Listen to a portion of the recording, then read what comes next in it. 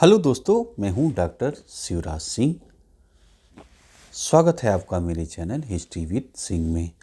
दोस्तों, आशा है आप लोग अच्छे से होंगे और बढ़िया अपनी पढ़ाई कर रहे होंगे। तो दोस्तों, मैंने आपको एनसीईआरटी हिस्ट्री की क्लास 6, क्लास 7, क्लास 8 ठीक है कंप्लीट करा दिया है। और क्लास 9 की एनसीईआरटी हिस्ट्री का जो है अध्याय 1 और अध्याय 2 कंप्लीट करा दिया है। ठीक है, आज की वीडियो में आप पढ़ेंगे अध्याय 3। ठीक है, अध्याय 3। इस अध्याय का नाम है नाज़ीवाद और हिटलर का उदय। ठीक है, तो आइए इसे आप देखिए, समझिए। वर्ल्ड हिस्ट्री से है ये। तो स्टार्टिंग देखिए दोस्तों, होती है 1945 ईस्वी के बसंत में। हेलमुट नामक 11 वर्षीय जर्मन लड़का बिस्तर में लेटे कुछ सोच रहा था। ठीक है, तभी उसे अपने माता पिता की दबी दबी सी आवाज़ें सुनाई दी। हेलमुट कान लगाकर उनकी बातचीत सुनने की कोशिश करने लगा। वे गंभीर स्वर में किसी मुद्दे पर बहस कर रहे थे। हेलमुट के पिता एक जाने माने चिकित्सक थे। उस वक्त वे अपनी पत्नी से इस बारे में बात कर रहे थे कि क्या उन्हें पूरे परिवार को खत्म कर देना चाहिए या अकेले आत्महत्या कर लेनी चाहिए। उन्हें अपना भविष्य सुरक्षित दिखाई नहीं दे रहा था। वे घबराहट भरे स्वर में कह रहे थे, अब मित्र राष्ट्र भी हमारे साथ वैसा ही बर्ताव करेंगे जैसा हमने अपाहिजों और यहूदियों के साथ किया था। अगले दिन वे हेलमुट को लेकर बाग में घूमने गए। यह आखिरी मौका था जब हेलमुट अपने पिता के साथ बाग में गया। दोनों ने बच्चों के पुराने गीत गाए और खूब सारा वक्त खेलते कूदते बिताया। कुछ समय बाद हेलमुट के पिता ने अपने दफ्तर में खुद को गोली मार ली। हेलमुट की यादों में वह क्षण अभी भी जिंदा है जब उसके पिता की खून से सनी वर्दी को घर के अलावा सनी वर्दी को घर के अलाव में ही जला दिया गया था। हेलमुट ने जो कुछ सुना था और जो कुछ हुआ उससे उसके दिलो दिमाग पर गहरा जो है सदमा पहुंचा। ठीक है, और पहुंचा कि अगले 9 साल तक वह घर में एक कौर भी नहीं खा पाया। उसे यही डर सताता रहा कि कहीं उसकी माँ उसे भी जहर न दे दे। ठीक है, हेलमुट को शायद समझ में न आया हो, लेकिन हकीकत यह है कि उसके पिता नाज़ी थे। ठीक है, वे एडोल्फ हिटलर के कट्टर समर्थक थे। आप में से कई बच्चे नाज़ियों और उसके नेता हिटलर के बारे में जानते होंगे। आपको शायद पता होगा कि हिटलर जर्मनी को दुनिया का सबसे ताकतवर देश बनाने को कटिबद्ध था। वह पूरे यूरोप को जीत लेना चाहता था। ठीक, आपने यह भी सुना होगा कि उसने यहूदियों को मरवाया था। लेकिन नाज़ीवाद सिर्फ इन इक्का दुक्का घटनाओं का नाम नहीं है। यह दुनिया और राजनीति के बारे में एक संपूर्ण व्यवस्था, विचारों की एक पूरी संरचना का नाम है। ठीक है, आइए समझने की कोशिश करें कि नाज़ीवाद का मतलब क्या था। इस सिलसिले में सबसे पहले हम यह देखेंगे कि हेलमुट के पिता ने आत्महत्या क्यों की थी, वे किस चीज़ से डरे हुए थे। ठीक है, तो यहाँ पे दोस्तों आप देख रहे हो, ये देखिए यहाँ पे आपको फ़ोटो दिख रहा है। ठीक है, तो ये चित्र नंबर 1 है। इसमें जो है हिटलर, ये देखिए हिटलर हैं, हिटलर का फ़ोटो है बिल्कुल मिडिल में। और गोएब्बल्स जो है बाएं हैं, ये देखिए, और सरकारी बैठक के बाद निकलती हुई ये फ़ोटो जो है 1932 ईस्वी का ये फ़ोटो है। ठीक है, आपने अभी मित्र राष्ट्र यहाँ पे पढ़ा, यहाँ पे आपने देखा मित्र राष्ट्र, है ना। तो अब मित्र राष्ट्र को समझिए आप, क्या है मित्र राष्ट्र। मित्र राष्ट्रों का नेतृत्व शुरू में ब्रिटेन और फ्रांस के हाथों में था। 1941 ईस्वी में सोवियत संघ और अमेरिका भी इस गठबंधन में शामिल हो गए। ठीक है, तो स्टार्टिंग में कौन कौन था, ब्रिटेन और फ्रांस के हाथों में इसका नेतृत्व था। ठीक है, बाद में सोवियत संघ भी आ गया, है ना। सोवियत संघ के बारे में भी पीछे के वीडियो में आपने पढ़ा। ठीक, और अमेरिका भी इस गठबंधन में शामिल हो गया।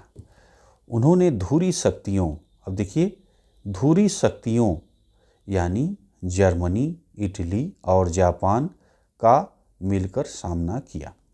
ठीक है, तो विश्व युद्ध में आपके जो है दो शक्तियां दो तरफ थी, एक मित्र राष्ट्र था और एक धुरी शक्तियां थी। ठीक है, दोनों की जो है युद्ध होता है, द्वितीय विश्व युद्ध, और उसमें जो है आप देखते हैं कि धुरी शक्तियों की पराजय होती है।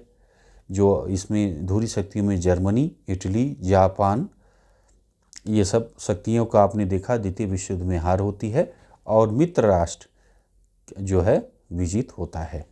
ठीक है, अब आ जाइए कहानी पे, इधर जो है जो हम लोग पढ़ रहे थे।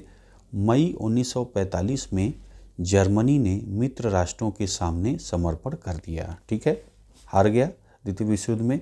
तो मित्र राष्ट्रों यहाँ पे मैंने बताया, ठीक, मित्र राष्ट्रों के सामने समर्पण कर दिया। हिटलर को अंदाज़ा हो चुका था कि अब वह उसकी लड़ाई का क्या हश्र होने वाला है। ठीक है, इसलिए हिटलर और उसके प्रचार मंत्री गोबल्स ने, है ना, बर्लिन के एक बंकर में पूरे परिवार के साथ अप्रैल में ही आत्महत्या कर ली थी। ठीक, गोबल्स को आपने देखा, ये गोबल्स है। ठीक है, प्रचार मंत्री था ये। तो अब आपने देखा कि इसलिए हिटलर और उसके प्रचार मंत्री, अब हिटलर को अंदाज़ा हो गया कि भैया अब हमारा काम तमाम है, अब हम हार चुके हैं। तो क्या किया उसने, हिटलर और उसके जो प्रचार मंत्री था गोबल्स ने बर्लिन के एक बंकर में पूरे परिवार के साथ अप्रैल में ही आत्महत्या कर ली थी। ठीक है, बंकर ज़मीन के अंदर जो बनाए गए, जो युद्ध के समय उपयोग इसका किया जाता है, तो आत्महत्या कर ली। युद्ध खत्म होने के बाद न्यूरेमबर्ग में एक अंतर्राष्ट्रीय सैनिक अदालत की स्थापित की गई। ठीक है, इस अदालत को शांति के विरुद्ध किए गए अपराधों, मानवता के खिलाफ किए गए अपराधों, युद्ध अपराधों के लिए नाज़ी युद्धबंदियों पर मुकदमा चलाने का जिम्मा सौंपा गया। ठीक है, युद्ध के दौरान जर्मनी के व्यापार, खास तौर से इंसानियत के खिलाफ किए गए उसके अपराधों की वजह से कई गंभीर नैतिक सवाल खड़े हुए। उसके कृत्यों को दुनिया भर में निंदा की गई। ये कृत्य क्या थे? ठीक है, तो नाज़ी, यहाँ पे आप देखा कि नाज़ी युद्ध बंदियों पर जो है मुकदमा चलाने का जिम्मा सौंपा गया था। तो नाज़ी क्या है, नाज़ी शब्द क्या है, नाज़ी का मतलब क्या है, पहले आप लोग इसे देख लीजिए। नाज़ी, है ना, नाज़ी शब्द जर्मन भाषा के शब्द नासियोराण जो है के प्रारंभिक अक्षरों को लेकर बनाया गया है। ठीक है, नासियोराल जो है, नासियोराल, है ना, नासियोराल शब्द ऐसे शब्द जो है ठीक है, शब्द हिटलर की पार्टी के नाम का पहला शब्द था। ठीक है। इसलिए इस पार्टी के लोगों को नाज़ी कहा जाता था, ठीक है। आइए, दूसरे विश्व युद्ध के साये में जर्मनी ने जनसंहार शुरू कर दिया, ठीक है। दूसरे विश्व युद्ध के साये में जर्मनी ने जनसंहार शुरू कर दिया। अच्छा, ये आप लोग समझ गए। तो नासी शब्द जो है जर्मन भाषा के शब्द नासियो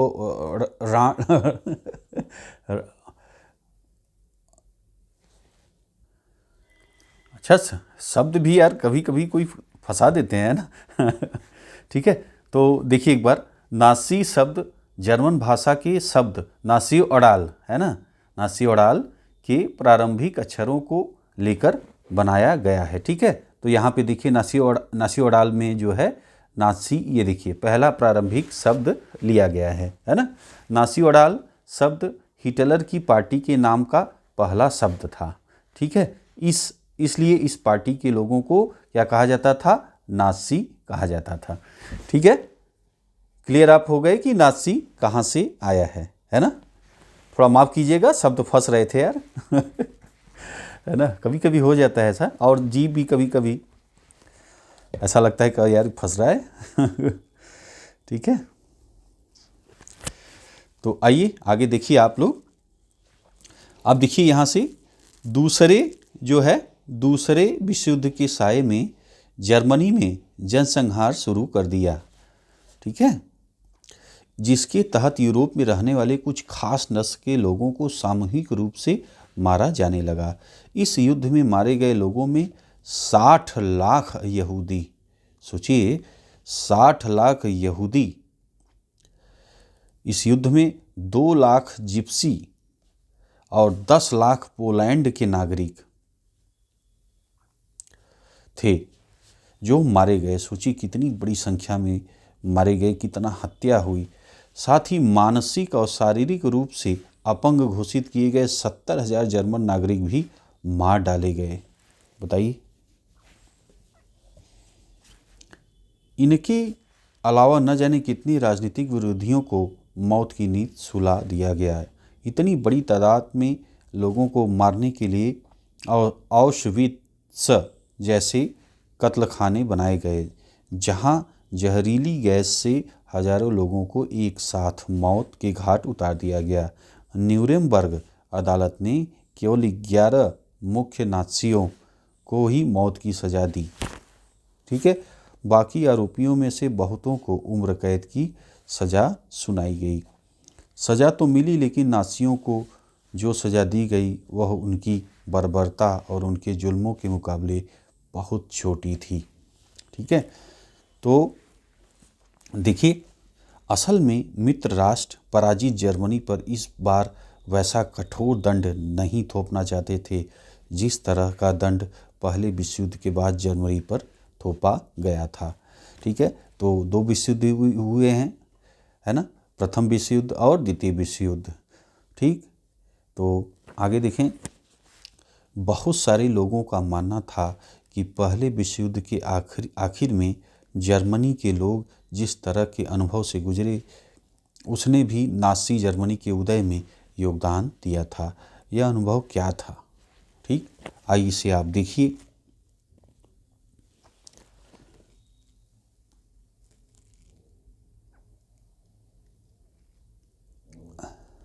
अब देखिए अगला पॉइंट दिखता है, पॉइंट नंबर 1, वाइमर गणराज्य का जन्म। आइए इसे देखिए।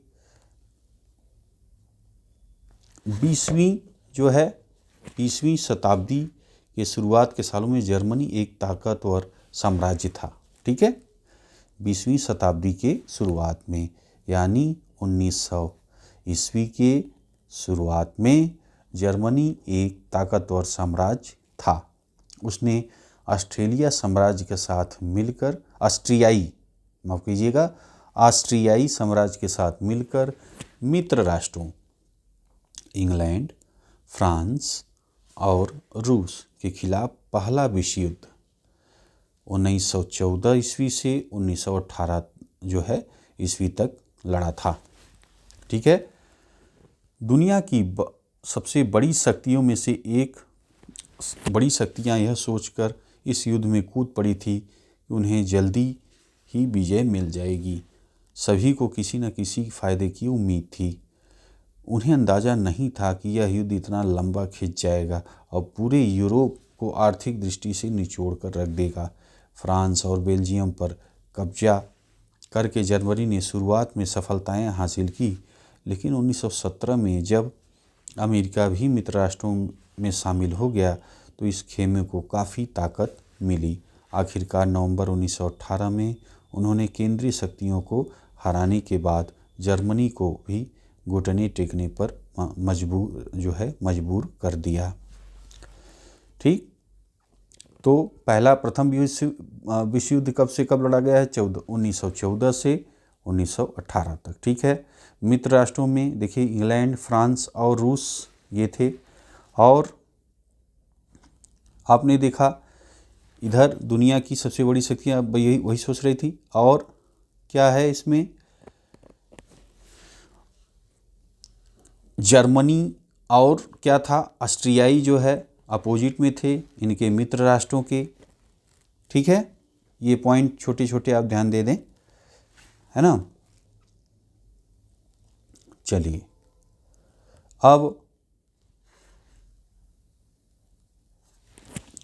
आगे देखें।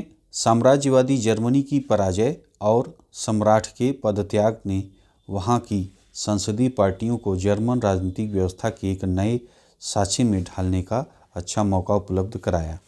ठीक है।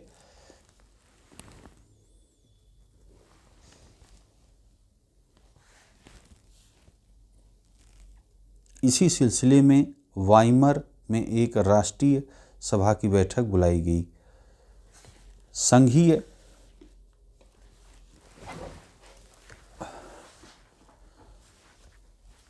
ध्यान दें, बैठक बुलाई गई और संघीय आधार पर एक लोकतांत्रिक संविधान पारित किया गया। नई व्यवस्था में जर्मन संसद यानी राइखस्टाग के लिए जनप्रतिनिधियों का चुनाव किया जाने लगा। प्रतिनिधियों के निर्वाचन के लिए और औरतों सहित सभी वयस्क नागरिकों को समान और सार्वभौमिक मताधिकार प्रदान किया गया। लेकिन यह नया गणराज्य खुद जर्मनी के ही बहुत सारे लोगों को रास नहीं आ रहा था। ठीक है, इसकी एक वजह तो यही थी कि पहले विश्व युद्ध में जर्मनी की पराजय के बाद विजयी देशों ने उस पर बहुत कठोर शर्तें थोप दी थी। मित्र राष्ट्रों के साथ वर्साय में हुई शांति संधि जर्मनी की जनता के लिए बहुत कठोर और अपमानजनक थी। इस संधि की वजह से जर्मनी को अपने सारे उपनिवेश, तकरीबन 10% आबादी और 13% भूभाग, 75% लौह भंडार और 26% कोयला भंडार फ्रांस, पोलैंड, डेनमार्क, लिथुआनिया के हवाले करने पड़े। ठीक है। जर्मनी की रही सही ताकत खत्म करने के लिए मित्र राष्ट्रों ने उसकी सेना भी भंग कर दी। युद्ध अपराध बोध अनुच्छेद के तहत युद्ध के कारण हुई सारी तबाही के लिए जर्मनी को जिम्मेदार ठहराया गया। इसके एवज में उस पर 6 अरब पाउंड का जुर्माना लगाया गया। ठीक है। खनिज संसाधनों वाले राइनलैंड पर भी 20 के दशक में ज़्यादातर मित्र राष्ट्रों का ही कब्जा रहा। बहुत सारे जर्मनों ने न केवल इस हार के लिए बल्कि वर्साय में हुई इस अपमान के लिए भी वाइमर गणराज्य को जिम्मेदार ठहराया। ठीक है। आइए थोड़ा सा मैप आप देख लीजिए, जिससे कि और अभी आप जो शब्द पढ़ रहे हैं वो कहाँ से आ रहा है, और मैप देखेंगे तो अच्छे से समझ में आएगा। ये देखिए आप चित्र नंबर 2, वर्साय की संधि के बाद जो है जर्मनी की पोजीशन आप देखिए। इस नक्शे में आप उन इलाकों को देख सकते हैं जो संधि के बाद जर्मनी के हाथ से निकल गए। ठीक है। यहाँ पे आप देखिए राइनलैंड, अभी आपने पढ़ा, ये देखिए राइनलैंड इतना हिस्सा निकल गया है। ठीक है। और जर्मनी से जो है ली गई ज़मीन, ये जो इस तरह कलर है, देखिए ये वाला कलर यहाँ पे आप देखिए, तो ये जर्मनी से ले ली गई है। ठीक है। यहाँ पे आप देखिए है ना, और लीग ऑफ नेशन के नियंत्रण वाली ज़मीन, है ना, ये देखिए इस कलर में है, और विसैन्यीकृत किया गया है क्षेत्र, ये देखिए, है ना, और ये आप देख पा रहे हैं यूरोप का मैप, डेनमार्क, ठीक, बेल्जियम इधर है, France, Saarland, else's, Poland, Germany, ठीक, ड्रेंजिंग, लिथुआनिया की पोजीशन देखिए इधर है, पूर्वी प्रशा जर्मनी का भाग, ये आप देख रहे हैं, ठीक।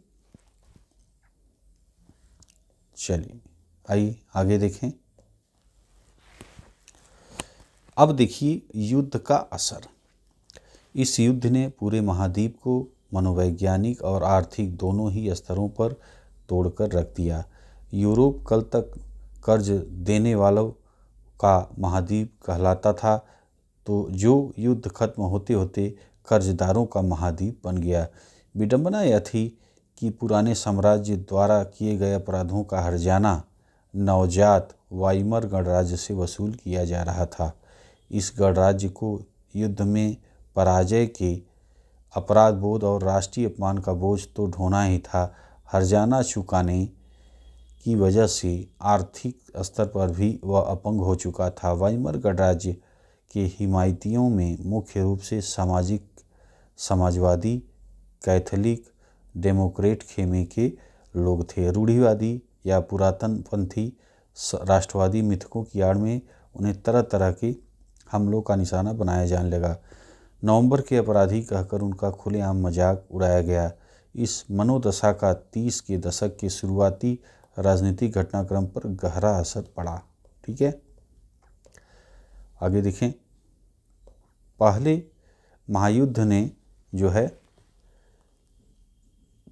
महायुद्ध ने यूरोपीय समाज और राजनीतिक व्यवस्था पर अपनी गहरी छाप छोड़ी थी। सिपाहियों के आम नागरिकों के मुकाबले ज़्यादा सम्मान दिया जाने लगा था। राजनेता और प्रचारक इस बात पर जोर देने लगे कि पुरुषों को आक्रामक, ताकतवर, मर्दाना गुण वाला होना चाहिए। मीडिया में खंदकों, है ना, खंदकों क्या है इसे आप देख लीजिए। आपने हर्जाना शब्द पढ़ा, हर्जाना शब्द क्या है, हर्जाना के बारे में जानिए। किसी की गलती के बदले दंड के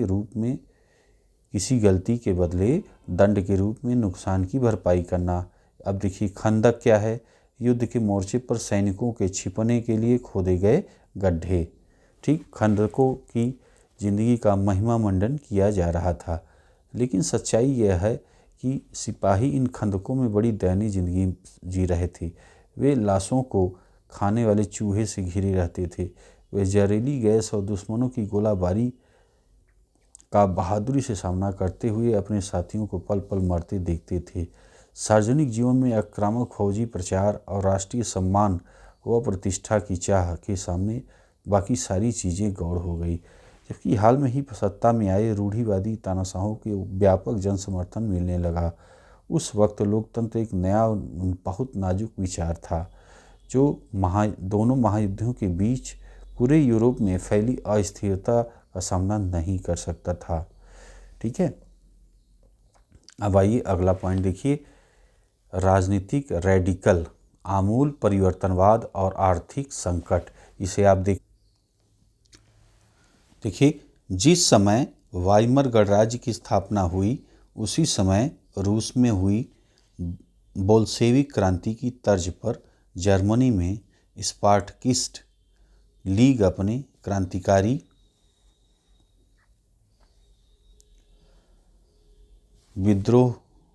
विद्रोह की योजनाओं को अंजाम देने लगी।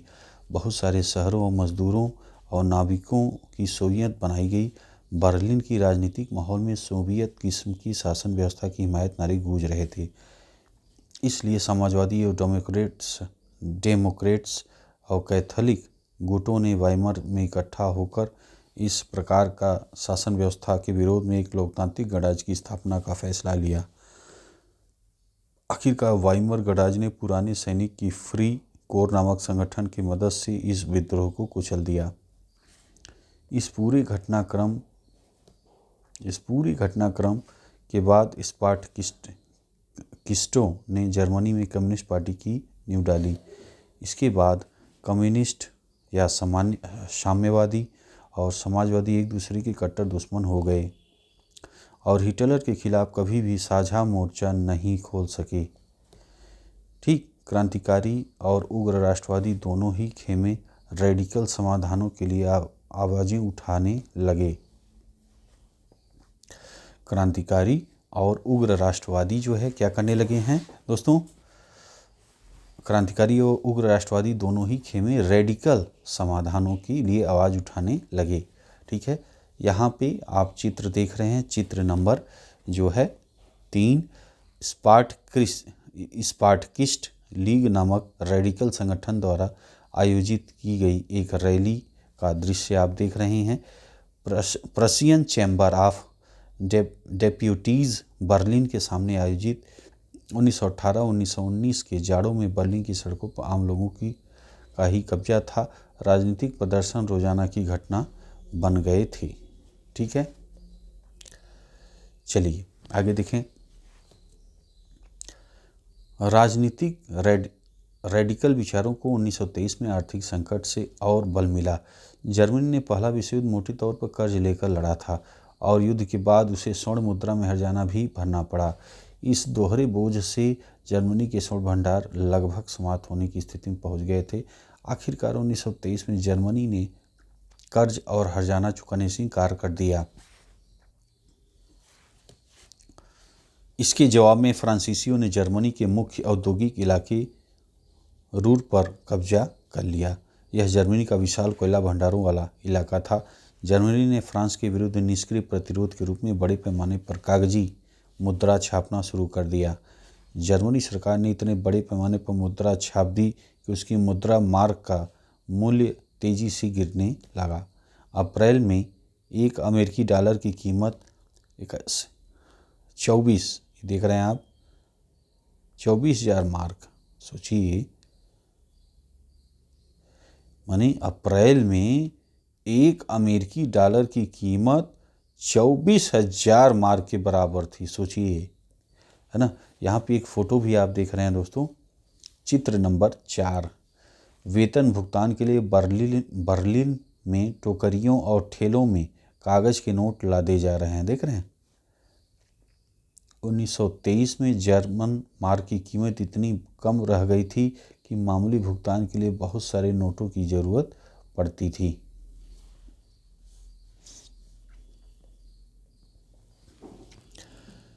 अब देखिए आगे, जो जुलाई में अब देखिए कितना हो गया, 3,53,000 मार्क।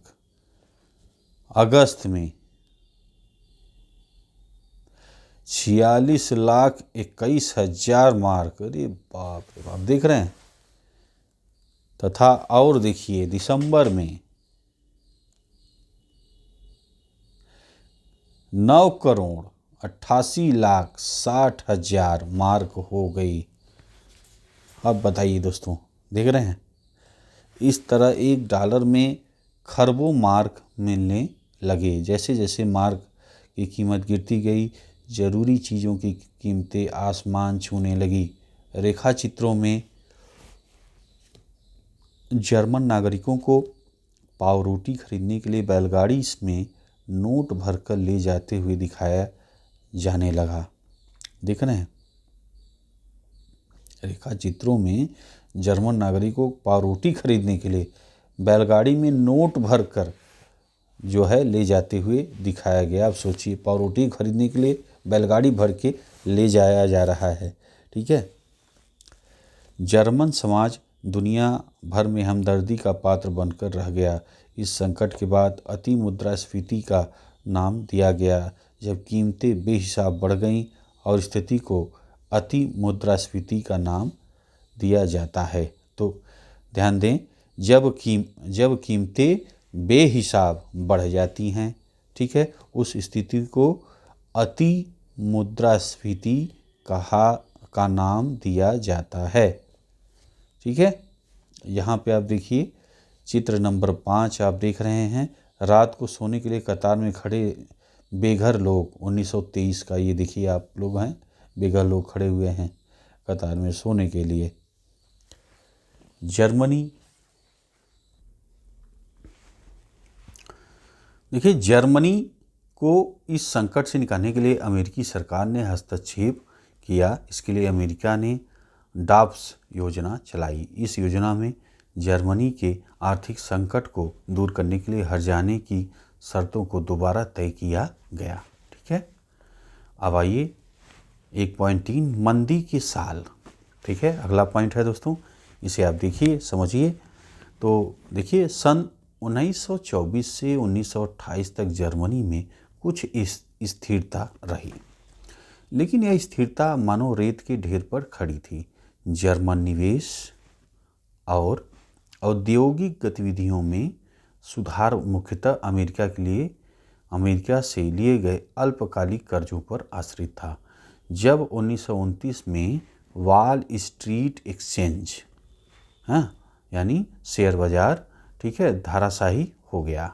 ठीक है, वॉल स्ट्रीट एक्सचेंज क्या है इसे आप समझिए। यहाँ पे देखिए क्या है वॉल स्ट्रीट एक्सचेंज, इसे देखें आप।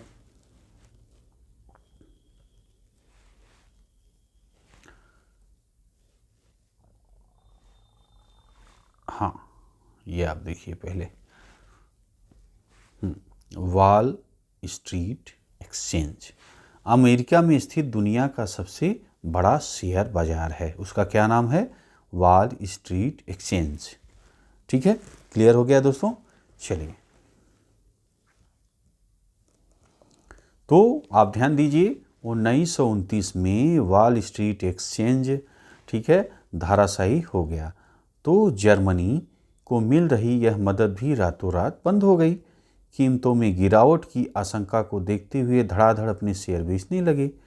24 अक्टूबर को केवल एक दिन में 1.3 करोड़ शेयर बेच दिए गए। 1 करोड़ 30 लाख जो है शेयर बेच दिए गए।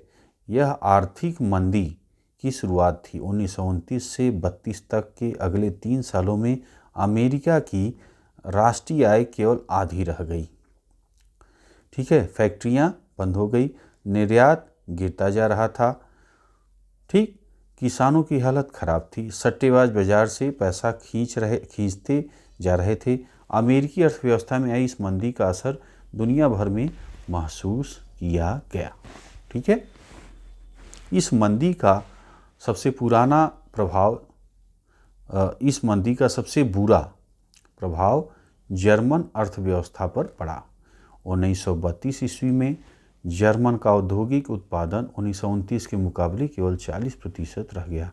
मजदूर या तो बेरोजगार होते जा रहे थे या उनके वेतन काफ़ी गिर चुके थे। बेरोजगारों की संख्या 60 लाख तक पहुंच गई। सोचिए कितनी बड़ी संख्या थी उस समय के जनसंख्या के हिसाब से।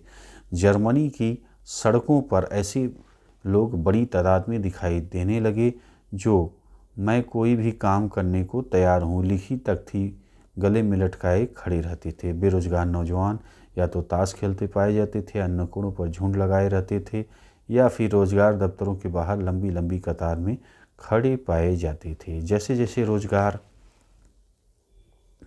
खत्म होते जा रहे थे, युवा वर्ग आपराधिक गतिविधियों में लिप्त होते जा रहा था।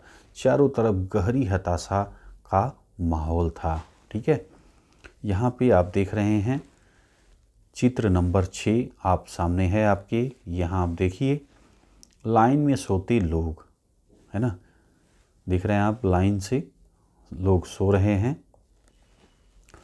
महामंदी के दिनों में बेरोजगारों को न तो वेतन की कोई उम्मीद रहती थी, न ही ठौर ठिकानों की। जाड़ों में अब उन्हें सिर छिपाने की जगह चाहिए होती थी, तो इसके लिए भी उन्हें पैसा देना पड़ता था। चलिए आगे देखें। आर्थिक संकट से लोगों में गहरी बेचैनी और डर पैदा कर दिया था। जैसे जैसे मुद्रा का अवमूल्यन होता जा रहा था, मध्य वर्ग, आमतौर पर वेतनभोगी कर्मचारी और पेंशनधारियों की बचत भी सिकुड़ती जा रही थी। कारोबार ठप हो जाने से छोटे मोटे व्यवसायी, स्वरोजगार में लगे लोग खुदरा व्यापारियों की हालत भी खराब होती जा रही थी। समाज के इन तबकों को सर्वहाराकरण है ना, जो है सर्वहाराकरण का भय सता रहा था। ठीक है, अब सर्वहाराकरण क्या है, आप आइए इसे देखिए समझिए। सर्वहाराकरण गरीब होते होते मजदूर वर्ग की आर्थिक स्थिति में पहुंच जाना। समझ रहे हैं, गरीब होते होते मजदूर वर्ग की आर्थिक स्थिति में पहुंच जाना, उसे क्या कहते हैं, सर्वहाराकरण। ठीक है, तो सर्वहाराकरण का भय सता रहा था। उन्हें डर था कि अगर यही ढर्रा रहा तो वे एक दिन मजदूर बनकर ही रह जाएंगे, या हो सकता है कि उनके पास कोई रोजगार ही न रह जाए। अब सिर्फ संगठित मजदूर ही थे जिनकी हिम्मत टूटी नहीं थी, लेकिन बेरोजगारों की बढ़ती फौज उनकी मोल भाव क्षमता को भी चोट पहुंचा रही थी। बड़े व्यवसाय संकट में थे। किसानों का एक बड़ा वर्ग कृषि उत्पादों की कीमतों में बेहिसाब गिरावट की वजह से परेशान था। युवाओं को अपना भविष्य अंधकारमय दिखाई दे रहा था। अपने बच्चों का पेट भरने में असफल औरतों के दिल भी डूब रहे थे। देख रहे हैं उस समय की कंडीशन क्या हो रहा है। चलिए आगे देखिए। राजनीतिक स्तर पर वाइमर गणराज्य एक नाजुक दौर से गुजर रहा था। वाइमर संविधान की कुछ ऐसी कमियां थी जिनकी वजह से गणराज्य कभी भी अस्थिरता और तानाशाही का शिकार बन सकता था। इनमें एक कमी आनुपातिक प्रतिनिधित्व के से संबंधित थी। इस प्रावधान की वजह से किसी एक पार्टी को बहुमत मिलना लगभग नामुमकिन बन गया था। हर बार गठबंधन सरकार में सत्ता में आ रही थी। दूसरी समस्या अनुच्छेद 48 की वजह से थी, जिसमें राष्ट्रपति को आपातकाल लागू करने, नागरिक अधिकार रद्द करने और अध्यादेश के जरिए शासन चलाने का अधिकार दिया गया था। अपने छोटे से जीवन काल में वाइमर गणराज्य का शासन 20 मंत्रिमंडलों के हाथों में रहा और उसकी अवधि 239 दिन से ज़्यादा नहीं रही।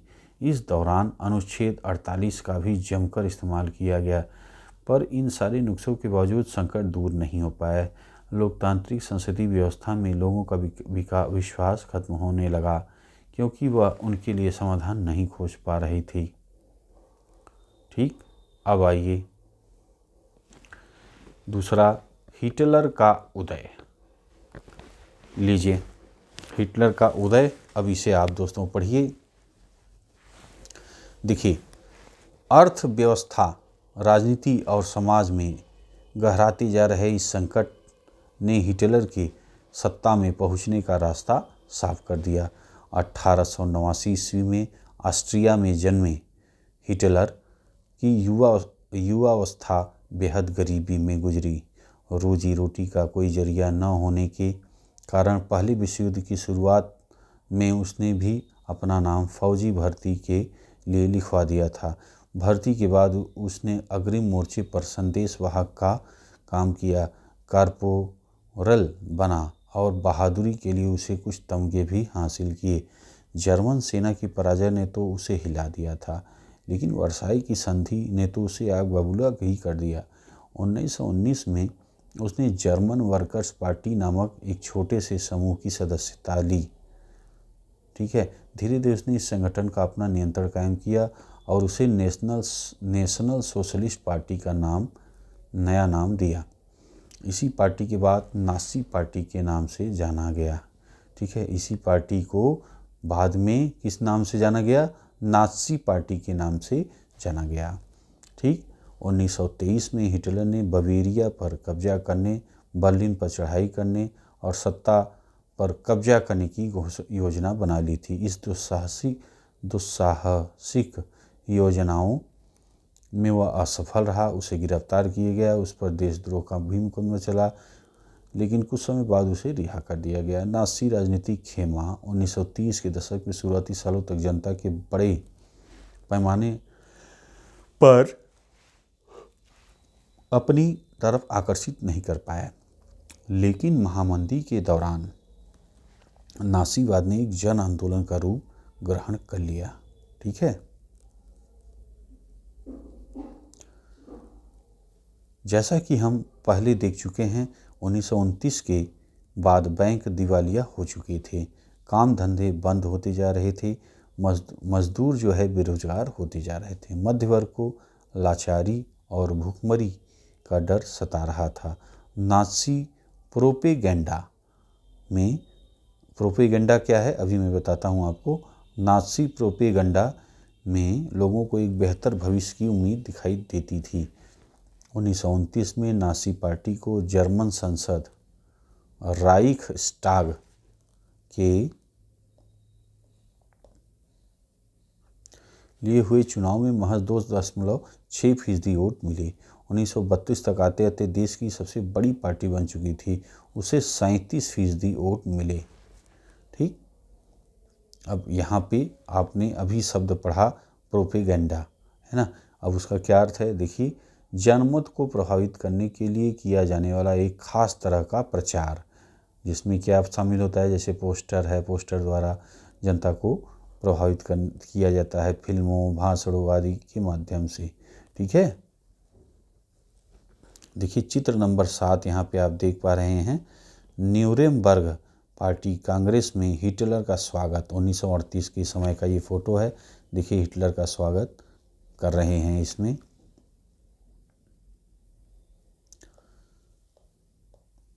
यहाँ पे आप देख रहे हैं चित्र नंबर 8, न्यूरेमबर्ग रैली 1936। ठीक है, और इस तरह की रैलियाँ हर साल आयोजित की जाती थी। नाज़ी सत्ता का प्रदर्शन इन रैलियों का महत्वपूर्ण आयाम होता था। विभिन्न संगठन हिटलर के सामने परेड करते हुए निकलते थे, उसकी प्रतिनिष्ठा की शपथ लेते थे और उसके भाषण सुनते थे। ये देखिए हिटलर का जो है निशान भी नाज़ी का देख रहे हैं आप, जो है देखिए इस तरह जो है निशान बना हुआ है ना।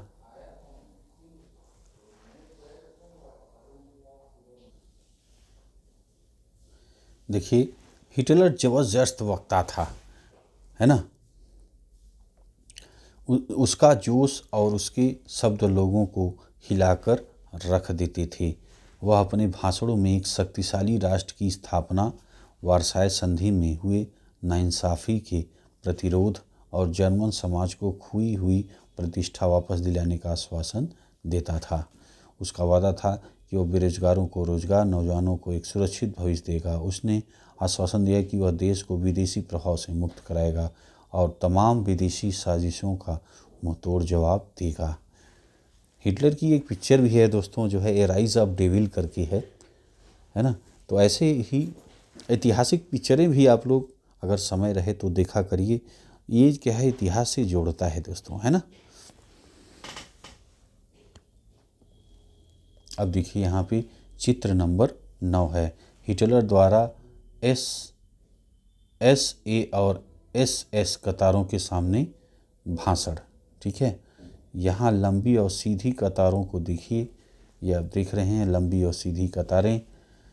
इस तरह के चित्रों के माध्यम से नाज़ी सत्ता की भव्यता और ताकत को दर्शाने की कोशिश की जाती थी, है ना। आगे देखें, हिटलर ने राजनीति की एक नई शैली रची थी। वह लोगों को गोलबंद करने के लिए आडंबर और प्रदर्शन की अहमियत समझता था। हिटलर के प्रति भारी समर्थन दर्शाने और लोगों को परस्पर एकता का भाव पैदा करने के लिए नाज़ियों ने बड़ी बड़ी रैलियां और जनसभाएं आयोजित की। स्वास्तिक छपे लाल झंडे, है ना, स्वास्तिक छपे लाल झंडे। ये देखिए स्वास्तिक, यहाँ मैंने आपको दिखाया कि हिटलर के जो झंडे थे, तो यहाँ देखिए स्वास्तिक छपे हैं, यहाँ पे आप देख पा रहे हैं स्वास्तिक, है ना। तो ये स्वास्तिक छपे लाल झंडों में, है ना, लाल कलर के झंडों में। नाज़ी सैल्यूट और भाषणों के बाद खास अंदाज में तालियों की गड़गड़ाहट, ये सारी चीज़ें शक्ति प्रदर्शन का हिस्सा थीं। ठीक है, नाज़ियों ने अपने धुआंधार प्रचार के जरिए हिटलर को एक मसीहा, एक रक्षक, एक ऐसे व्यक्ति के रूप में पेश किया जिसने मानव जनता को तबाही से उबारने के लिए ही अवतार लिया था।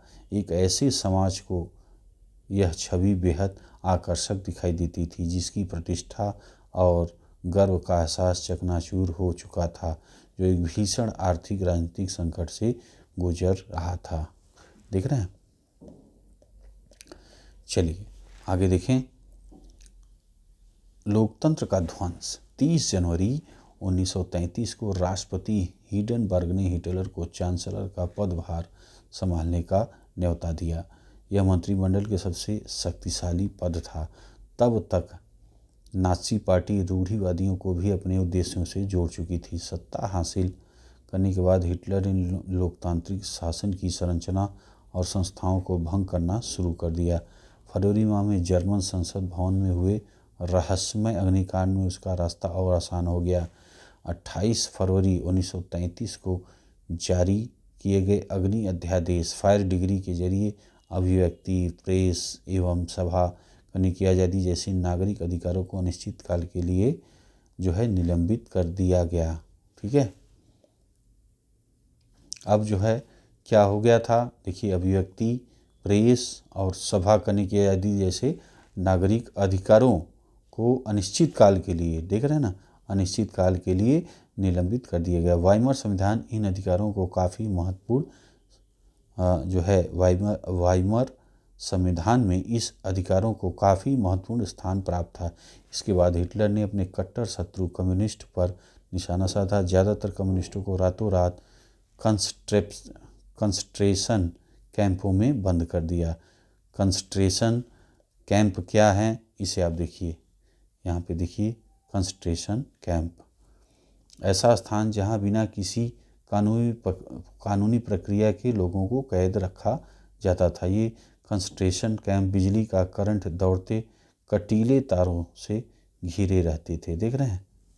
अब यहाँ पे जो रखा जाता था क्या था, बिना किसी कानूनी प्रक्रिया के, बिना किसी जज के या फैसला दिए, ठीक है, वो अपना मनमाना इसमें डाल दिया जाता था, बिना कानून, बिना कोई कानूनी कार्रवाई के, है ना। आगे देखिए। कम्युनिस्टों का बर्बर दमन किया गया। लगभग 5 लाख की आबादी वाले ड्यूसलडॉर्फ शहर में गिरफ्तार किए गए। ठीक है।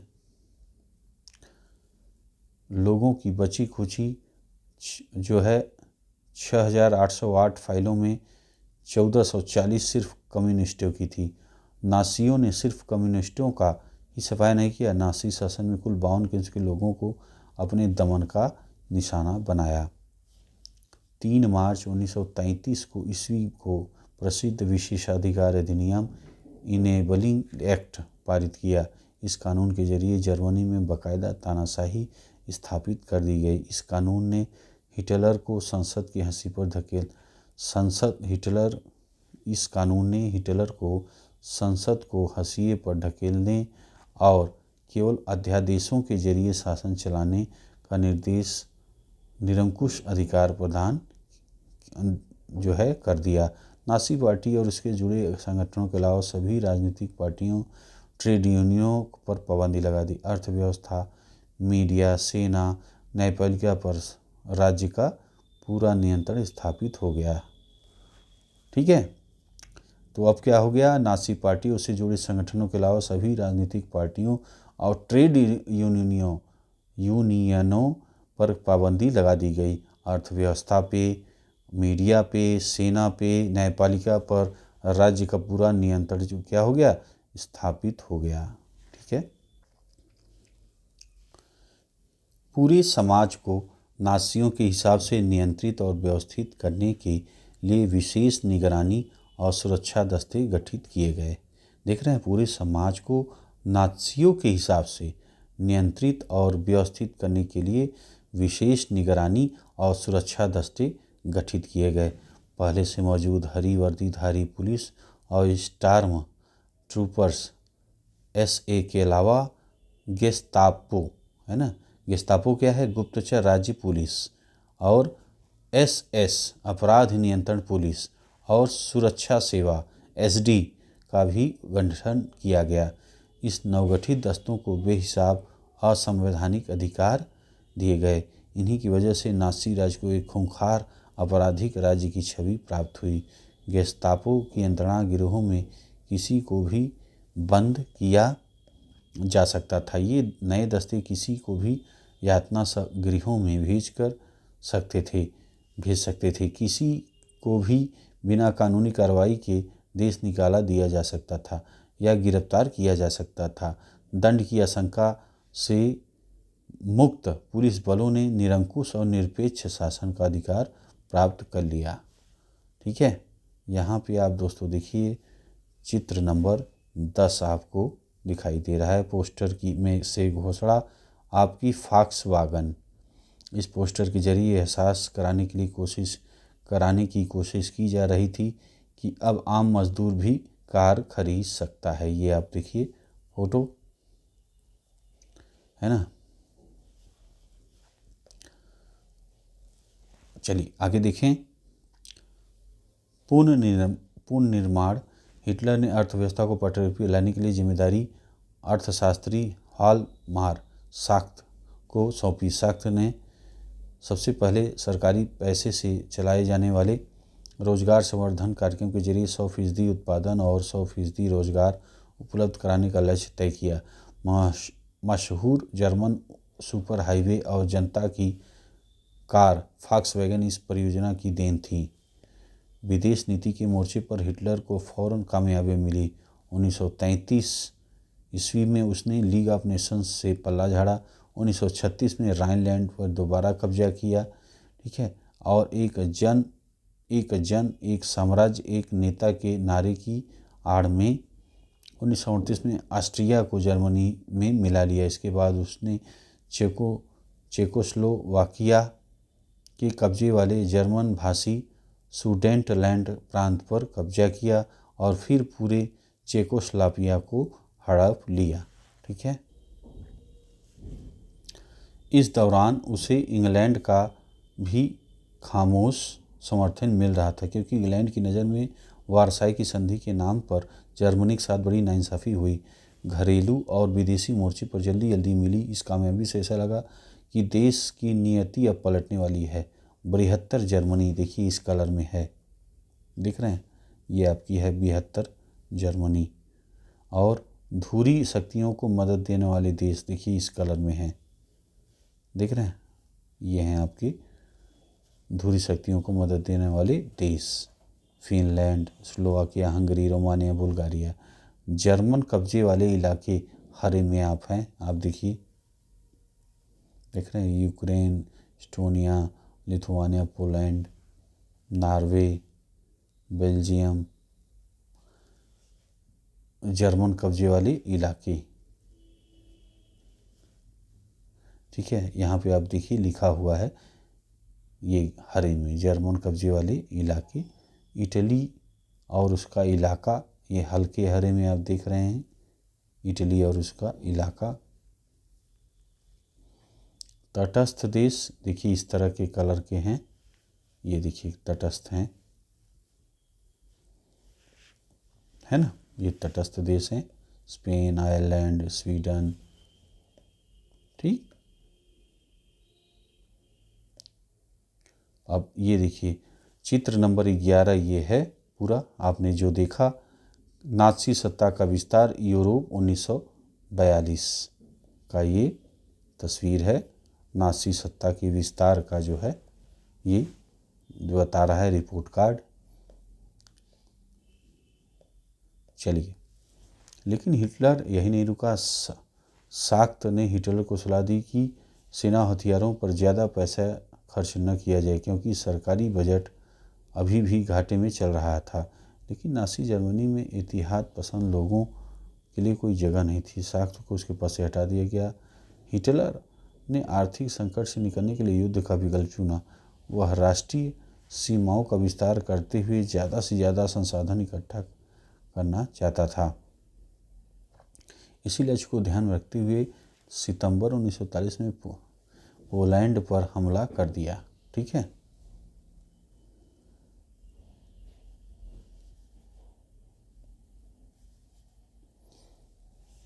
इसकी वजह से फ्रांस और इंग्लैंड के साथ भी उसका युद्ध शुरू हो गया। सितंबर 1940 में जर्मनी ने इटली और जापान के साथ एक त्रिपक्षीय संधि पर हस्ताक्षर किए। ठीक है, सितंबर 1940 में जर्मनी ने इटली और जापान के साथ एक त्रिपक्षीय संधि पर हस्ताक्षर किए। इस संधि से अंतर्राष्ट्रीय समुदाय में हिटलर का दावा और मजबूत हो गया। यूरोप के ज़्यादातर देशों में नाज़ी जर्मनी का समर्थन करने वाली कठपुतली सरकारें बिठा दी गई। 1940 के अंत में हिटलर अपनी ताकत के शिखर पर था। चलिए अब देखिए आप, अब हिटलर ने अपना सारा ध्यान पूरी यूरोप को जीतने के दीर्घकालिक सपने पर केंद्रित किया। वह जर्मन जनता के लिए संसाधन और रहने की जगह का इंतजाम करना चाहता था। जून 1941 में सोवियत संघ पर हमला किया।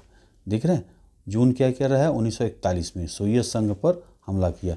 हिटलर की एक ऐतिहासिक बेवकूफ़ी थी।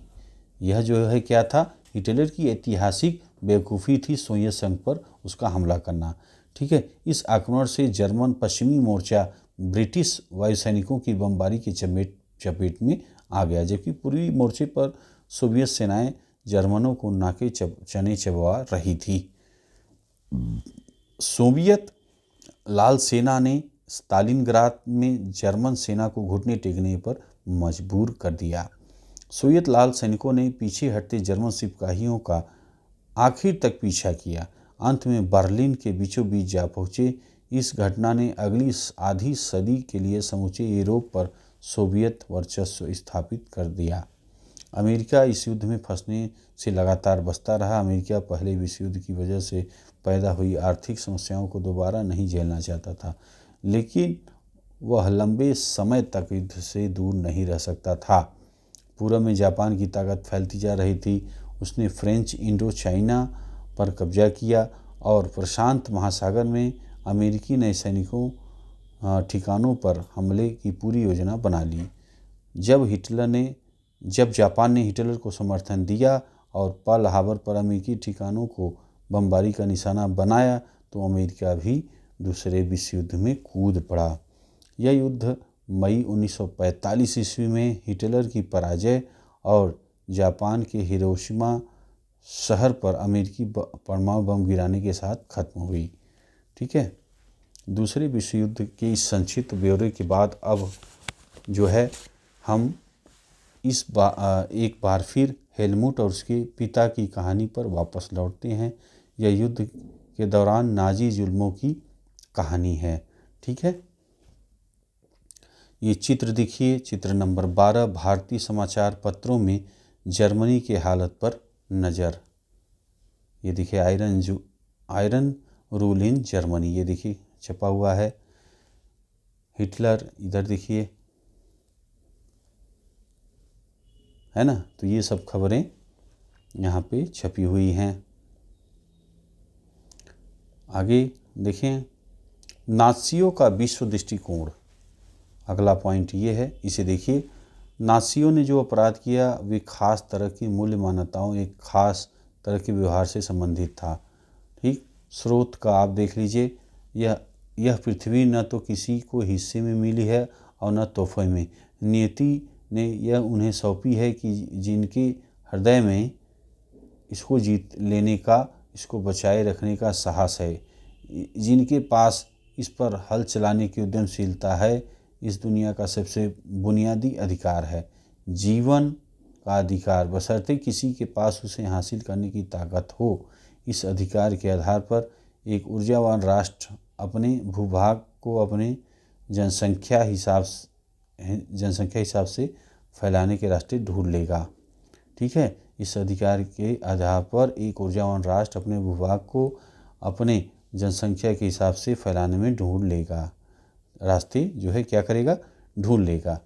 ठीक है, नाज़ी विचारधारा हिटलर के विश्व दृष्टिकोण का पर्यायवाची था। इस विश्व दृष्टिकोण में सभी समाजों को बराबरी का हक नहीं था। वे नस्ली आधार पर या तो वे बेहतर थे या कमतर थे।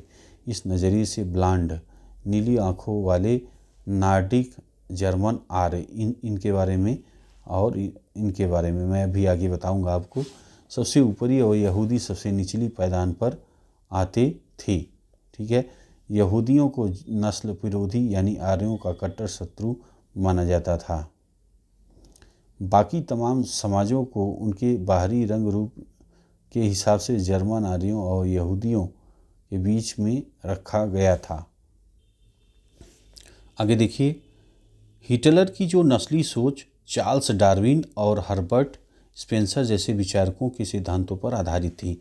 डार्विन प्रकृति विज्ञानी थे जिन्होंने विकास और प्राकृतिक चयन की अवधारणा के जरिए पौधों और पशुओं की उत्पत्ति की व्याख्या का प्रयास किया। बाद में हर्बर्ट स्पेंसर ने अतिजीविता का सिद्धांत, ठीक है, सर्वाइवल ऑफ द फिटेस्ट, जो सबसे योग्य है वही जिंदा बचेगा, यह विचार दिया। इस विचार का मतलब था या यह था कि जो प्रजातियां बदलती हुई वातावरणीय परिस्थितियों के अनुसार खुद को ढाल सकती हैं वही पृथ्वी पर जिंदा रहती हैं। यहाँ हमें इस बात का ध्यान रखना चाहिए कि डार्विन के ने चयन के सिद्धांत को एक विशुद्ध प्राकृतिक प्रक्रिया कहा था और उसमें इंसानी हस्तक्षेप की वकालत कभी नहीं की, लेकिन नस्लवादी विचारकों और राजनेताओं ने पराजित समाजों पर अपने साम्राज्यवादी शासन को सही ठहराने के लिए डार्विन के विचारों का सहारा लिया। नासियों की दलील बहुत सरल थी, जो नस्ल सबसे ताकतवर है वो जिंदा रहेगी, कमज़ोर नस्लें खत्म हो जाएंगी। आर्य नस्ल सर्वश्रेष्ठ है, उसे अपनी शुद्धता बनाए रखनी है, ताकत हासिल करना है और दुनिया का वर्चस्व कायम करना है। ठीक है, हिटलर की विचारधारा का दूसरा पहलू लेबेंसत्राउम या जीवन परिधि कई भू राजनीतिक अवधारणा से संबंधित था। वह मानता था कि अपने लोगों को बसाने के लिए ज़्यादा से ज़्यादा इलाकों पर कब्जा करना जरूरी है। इससे मातृ देश का क्षेत्रफल भी बढ़ेगा। नए इलाकों में जाकर बसने वालों को अपने जन्म स्थान से साथ गहरे संबंध बनाए रखने में मुश्किलें भी पेश नहीं आएंगी। ठीक है,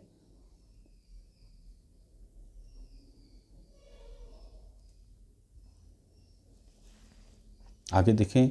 हिटलर की नज़र में इस तरह जर्मन राष्ट्र के संसाधन और बेहिसाब शक्ति इकट्ठा की जा सकती थी। पूर्व में हिटलर जर्मन सीमाओं को फैलाने चाहता था। पूर्व में हिटलर जर्मन सीमाओं को फैलाना चाहता था ताकि सारे जर्मन को भौगोलिक दृष्टि से एक जगह इकट्ठा किया जा सके। पोलैंड इस धारणा की पहली प्रयोगशाला बना। ठीक है, यहाँ पे एक शब्द आपने पढ़ा था नार्डिक जर्मन आर्य। ये क्या है भाई? आर्य बताए जाने वाले की एक शाखा है।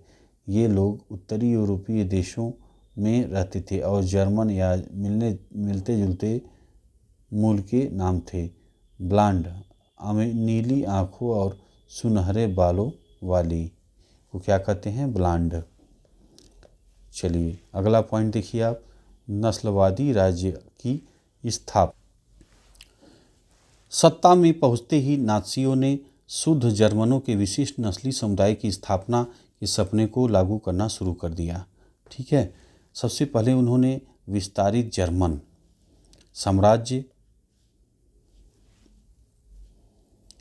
में मौजूद उन समाजों या नस्लों को खत्म करना शुरू किया जिन्हें वे अवांछित मानते थे। नासी शुद्ध और स्वस्थ नार्डिक आर्यों का समाज बनाना चाहते थे।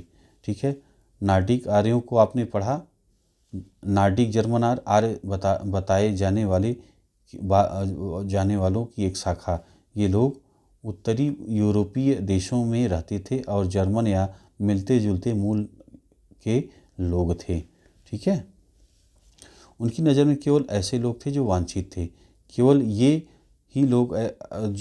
ही ऐसे लोग थे जिन्हें तरक्की और वंश विस्तार के योग्य माना जा सकता था। बाकी सब अवांछित थे। इसका मतलब यह निकला कि ऐसे जर्मनों को भी जिंदा रहने का कोई हक नहीं जिन्हें नासी अशुद्ध या असामान्य मानते थे। ठीक है,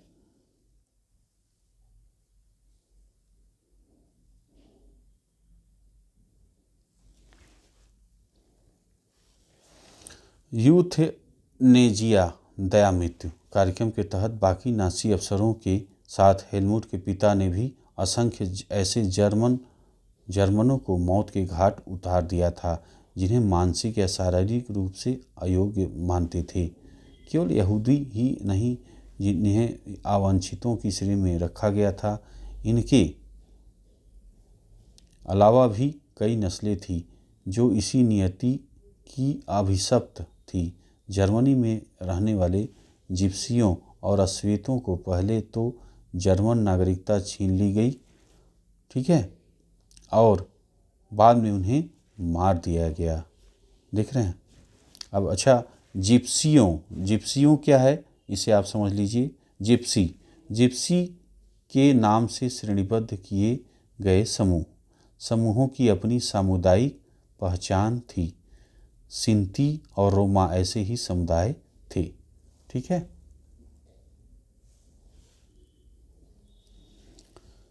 चलिए आगे देखें। रूसी और पोलिश मूल के लोगों को भी मनुष्य से कमतर माना गया, ठीक है। रूसी और पोलिश मूल के लोगों को भी मनुष्य से कमतर माना गया। जब जर्मनी ने पोलैंड और रूस के कुछ हिस्सों पर कब्जा कर लिया तो स्थानीय लोगों को भयानक परिस्थितियों में गुलामों की तरह काम पर झोंक दिया गया। उन्हें इंसानी बर्ताव के लायक नहीं माना जाता था। उनमें से बहुत सारे बेहिसाब काम के बोझ और भूखों से भी मर गए, ठीक है। नासी जर्मनी के सबसे बुरा हाल यहूदियों का हुआ। यहूदियों के प्रति नात्सियों की दुश्मनी का एक आधार यहूदियों के प्रति ईसाई धर्म में मौजूद परंपरागत घृणा भी थी। ईसाइयों का आरोप था कि ईसा मसीह को यहूदियों ने ही मारा था। ईसाइयों की नज़र में यहूदी आदतन हत्यारे और सूदखोर थे। अब सूदखोर का क्या अर्थ है? देखिए, सूदखोर बहुत ज़्यादा ब्याज वसूल करने वाले महाजन। इस शब्द का प्रायः गाली के रूप में प्रयोग किया जाता है, ठीक है। चलिए, मध्यकाल तक यहूदियों को जमीन का मालिक बनाने की मनाही थी, ठीक है। ये लोग मुख्य रूप से व्यापार और धन उधार देने का धंधा करके अपना गुजारा चलाते थे। वे बाकी समाज से अलग बस्तियों में रहते थे जिन्हें घेटो यानी दड़बा कहा जाता था। चलिए, घेटो क्या है इसे आप समझिए। किसी समुदाय को औरों से अलग थलग करके रखना, ठीक। नस्ल संहार के जरिए ईसाई बार बार उनका सफाया करते रहते थे। उनके खिलाफ जब तब संगठित हिंसा की जाती थी। उन्हें उनकी बस्तियों से खदेड़ दिया जाता था, लेकिन ईसाईयत ने उन्हें बचने का एक रास्ता भी दिया हुआ था। यह धर्म परिवर्तन का रास्ता था। आधुनिक काल में बहुत सारे यहूदियों ने ईसाई धर्म अपना लिया और जानते बूझते हुए जर्मन संस्कृति में ढल गए। लेकिन यहूदी के प्रति हिटलर की घृणा तो नस्ल के छद्म वैज्ञानिक सिद्धांतों पर आधारित थी। इस तरफ यहूदी समस्या का हल धर्मांतरण से नहीं निकल सकता था। हिटलर की दृष्टि में इस समस्या का हल केवल एक ही था, यहूदियों को पूरी तरह खत्म कर दिया जाए। सोचिए, देख रहे हैं। सन जो है 1933 से 1938 तक नासियों ने यहूदियों को तरह तरह से आतंकित किया। उन्हें दरिद्र कर आजीविका के साधनों से हीन कर दिया। उन्हें शेष समाज से अलग कर डाला। यहूदी देश छोड़कर जाने लगे। 1939-45 के दूसरे दौर में यहूदियों को कुछ खास इलाकों में इकट्ठा करके अंततः पोलैंड में बनाए गए गैस चैम्बरों में ले जाकर मार देने की रणनीति अपनाई गई। सोचिए, आगे देखें। नस्ली कल्पना लोक, है ना, ये अगला पॉइंट है। यूटोपिया। देखिए इसे। युद्ध के साए में नाज़ी अपने कातिलाना नस्लवादी कल्पना लोक या आदर्श विश्व के निर्माण में लग गए। जनसंहार और युद्ध एक ही सिक्के के दो पहलू बन गए। पराजित पोलैंड को पूरी तरह तहस नहस कर दिया गया। उत्तरी पश्चिमी पोलैंड ज़्यादातर हिस्सा जर्मनी में मिला लिया गया था।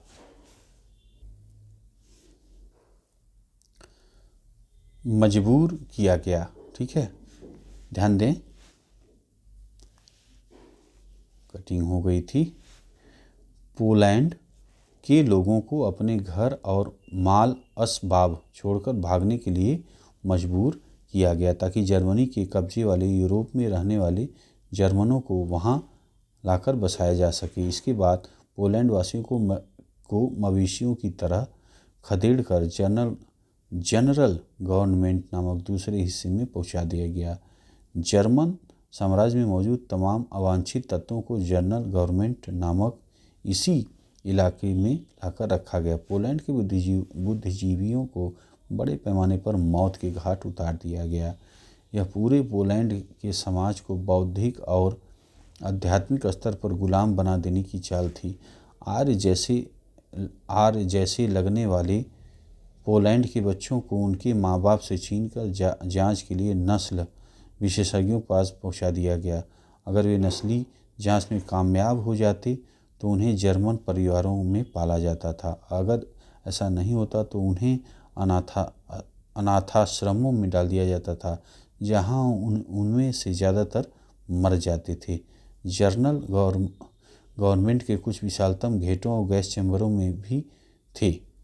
ठीक है, जनरल गवर्नमेंट में कुछ विशालतम घेटों और गैस चैम्बर भी थे, इसलिए यहाँ यहूदियों को बड़े पैमाने पर मारा जाता था। ठीक है, ये देखिए दोस्तों, चित्र नंबर 14, यहूदियों को गैस चैम्बर तक ले जाने वाला एक मालवाहक गाड़ी।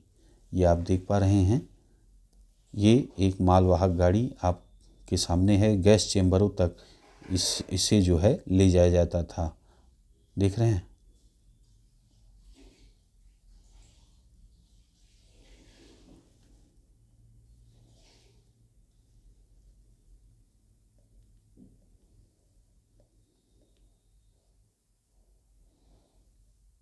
सोचिए आज ये खड़ी है और तब जो है कितने आदमियों को इस पे बैठा करके मौत के हवाले कर दिया गया। चलिए आ जाइए, अब देखिए मौत का सिलसिला। अगला पॉइंट आप देखें, पहला चरण बहिष्कार 1933 से 1939 ईस्वी तक।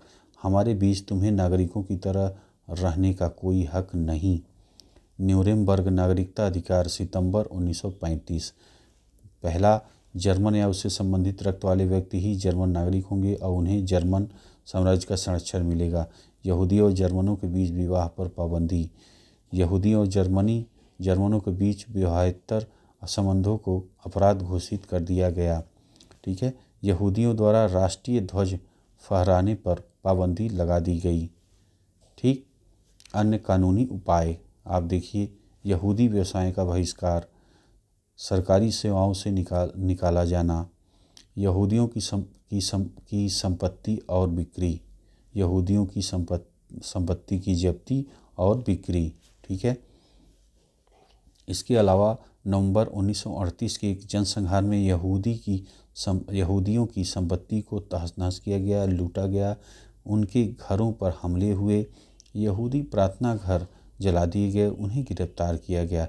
इस घटना को नाइट ऑफ ब्रोकन ग्लास के नाम से जाना जाता है। यहाँ पे आप देख रहे हैं दोस्तों, ये चित्र है पार्क में, ये चित्र है 16 नंबर। ठीक है, तो पार्क में रखी बेंच केवल आर्यों के लिए, दिख रहे हैं, यहाँ लिखा है। चलिए ये देखिए चित्र नंबर 15। इस संकेत पट्ट से ऐलान किया जाता है कि उत्तरी समुद्र स्नान क्षेत्र यहूदियों से मुक्त है। ये देखिए लिखा हुआ है यहाँ पे, है ना। अब देखिए समुद्री स्थानों पे भी यहूदी नहीं जा सकते हैं। और देखिए चित्र नंबर 17 में आप देख पा रहे हैं, मेरे पास बेचने के लिए बस यही है। घेटों के लोगों के पास जीने का कोई रास्ता नहीं बचा था। ये देखिए आप। चलिए दूसरा चरण दड़बाबंदी 1940 से 44। तुम्हें हमारे बीच रहने का कोई हक नहीं। सितंबर 1941 में सभी यहूदियों को हुक्म दिया गया कि वह डेविड का पीला सितारा अपनी छाती पर लगा कर रखेंगे। उनके पासपोर्ट, तमाम कानूनी दस्तावेज और घरों के बाहर भी यह पहचान चिन्ह छाप दिया गया। जर्मनी में उन्हें यहूदी मकानों और पूर्वी क्षेत्र के लोदज या वारसा जैसी घेटो बस्तियों में कष्टपूर्ण, है ना, और दरिद्रता की स्थिति में रखा जाता था। ये बेहद पिछड़े और निर्धन इलाके थे। घेटो के दाखिल होने से यहूदियों को अपनी संपत्ति छोड़ देने के लिए मजबूर किया गया। ठीक है, घेटो में दाखिल होने से पहले यहूदियों को अपनी सारी संपत्ति छोड़ देने के लिए जो है क्या किया गया, मजबूर किया गया। कुछ ही समय में घेटो बस्तियों में वंचना, भूखमरी, गंदगी, बीमारियों का साम्राज्य व्याप्त हो गया। चलिए, तीसरा चरण सर्वनाश। 1941 के बाद तुम्हें जीने का अधिकार नहीं। देख रहे हैं, पहला चरण क्या हुआ, देखिए, पहला चरण बहिष्कार कर दिया गया, है ना, अब ये नागरिक नहीं है। विवाह इत्यादि पे पाबंदी लगा दी गई। अब दूसरा चरण क्या है, तुम्हें हमारे बीच रहने का कोई हक नहीं, अलग कर दिया गया समाज से। ठीक है, अब देखिए तीसरा चरण क्या है, अब तुम्हें जीने का अधिकार ही नहीं। अब लीजिए, अब जिंदा ही नहीं रहोगे। अब ये आ गया। ये आप देखिए कितनी दयनीय जो है चित्रें यहाँ पे दिख रही हैं। यहाँ देखिए आप चित्र नंबर 18 आप देख पा रहे हैं। भागने की कोशिश में मौत, है ना। यातना गृह के चारों तरफ लगी तारों में करंट दौड़ता रहता था। जैसे पहले क्या था, ये जो पैक किए हैं, अभी देखिए फ़ोटो दोस्तों आप देखेंगे ना, सब समझेंगे आप पूरा। देखिए ये तार लगा है और भागते हुए अब इसको जैसे मकान में पैक उसको रखा गया है और चारों तरफ जो है ऐसे लगाया गया है करंट दौड़ती हुई। अगर इसमें आए तो जो है मर जाएंगे, करंट दौड़ रहा है। यहाँ पे आप देखिए गैस चेम्बर के बाहर कपड़ों का ढेर, ये आप देख रहे हैं ना, गैस चेम्बर। तो जो भी गैस चेम्बर में ले जाके मारा जाता था, पहले उनके कपड़े जूते निकलवा दिए जाते थे। तो ये देखिए पूरे पहाड़ की तरह सोचिए जूते और कपड़े हैं। बताइए कितने लोगों को गैस चेम्बर में मारा गया होगा। ये आप देखिए समूचे यूरोप के यहूदी मकानों, यातना गृहों, घेटो बस्तियों में रहने वाले यहूदियों को मालगाड़ियों भर भर कर मौत के कारखानों में लाया जाने लगा। पोलैंड तथा अन्य पूर्वी इलाकों में मुख्य रूप से बेल्जेक, ऑस्विट्स, सोबीबोर, त्रेम्बिलिंका, चेलमबनो, है ना, और मायदानेक, ठीक, और गैस चेम्बरों में और मायदानेक में उन्हें गैस चेम्बरों में झोंक दिया जाता था, झोंक दिया गया, है ना। ध्यान दें एक बार, पोलैंड तथा अन्य पूर्वी इलाकों में मुख्य रूप से बेल्जेक, ऑस्विट्स, सोबीबोर, त्रेम्बिलिका, चेलेमनो तथा मायदानेक में उन्हें गैस चेम्बरों में झोंक दिया गया। ठीक है, औद्योगिक और वैज्ञानिक तकनीकों के सहारे बहुत सारे लोगों को पलक झपकते ही मौत के घाट उतार दिया गया। दिख रहे हैं यहाँ पे इस चित्र में आप देखिए दोस्तों, एक 20 नंबर का चित्र है और ये यातना गृह है। आप देखिए, ये देखिए बने हुए हैं ना, यातना गृह इधर हैं और उसके बाद तार से देखिए इसमें करंट दौड़ता हुआ करंट है। अगर इसमें छुए आदमी तो मरना तय है, इतना तेज इसमें करंट दौड़ता रहता था। और ये देखिए इस तरफ भी यातना गृह, यातना के घर इसी में रहते थे और इसी में यातनाएं दी जाती थी। गैस चेम्बर भी था इसी तरह अंदर, है ना। और ये देखिए कोई भाग भी नहीं सकता था, पूरे जो तार घेरे हुए थे और उसमें करंट दौड़ रहा था। यहाँ पे जैसा कि आपने देखा, ये भागने की प्रयास में इसकी मौत हो गई है इस आदमी की, है ना।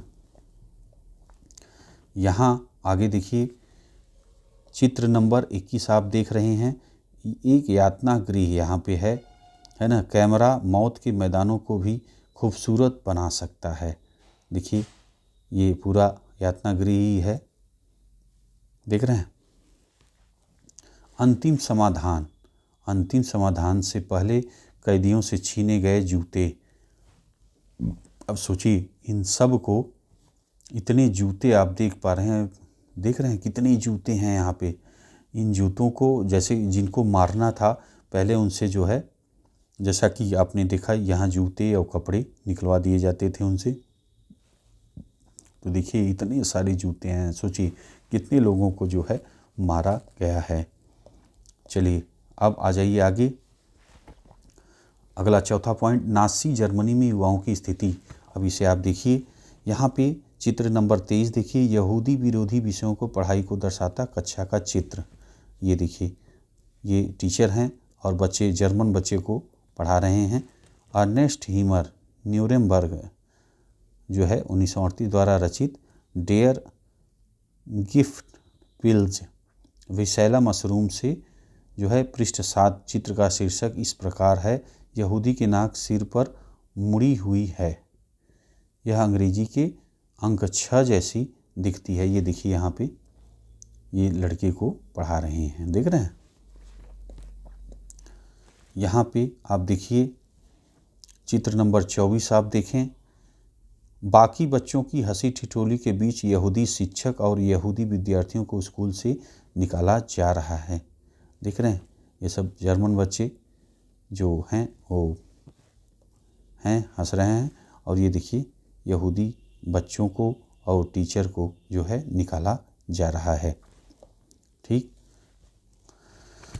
ये देखिए एल्वीरा बाउअर 1936 द्वारा रचित ट्राउ कीमेन जूड आउ ग्रुप हीद इन बिदर बुश फुर ग्रास उंड कियोम।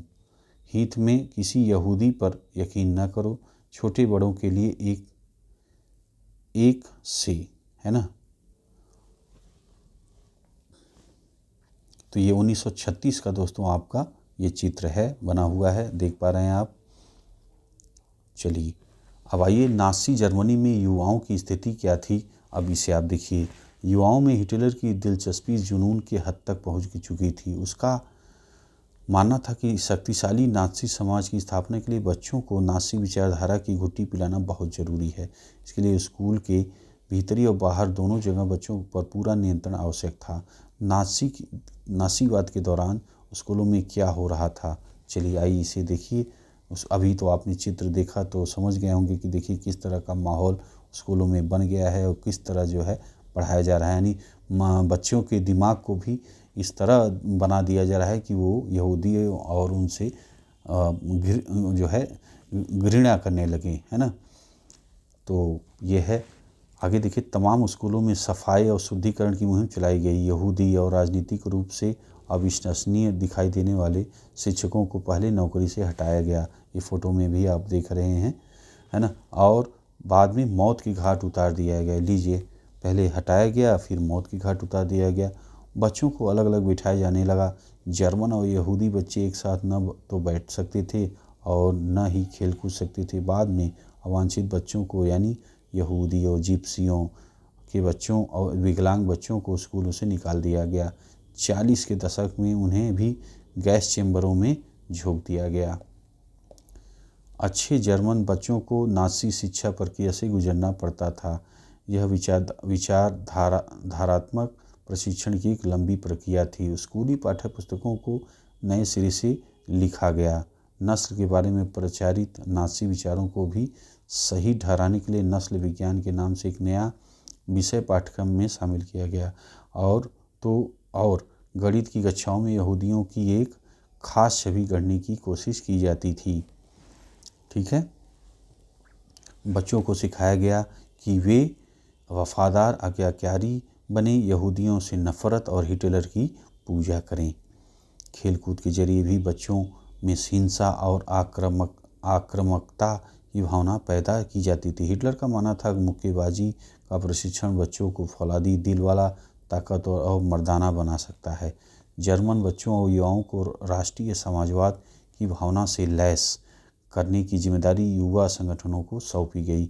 ठीक है, जर्मन बच्चों और युवाओं को राष्ट्रीय समाजवाद की भावना, ठीक है, राष्ट्रीय समाजवाद की भावना से लैस करने के लिए जिम्मेदारी युवा संगठनों को सौंपी गई थी। 10 साल की उम्र की बच्चों को युंग फोक में दाखिल करा दिया जाता था।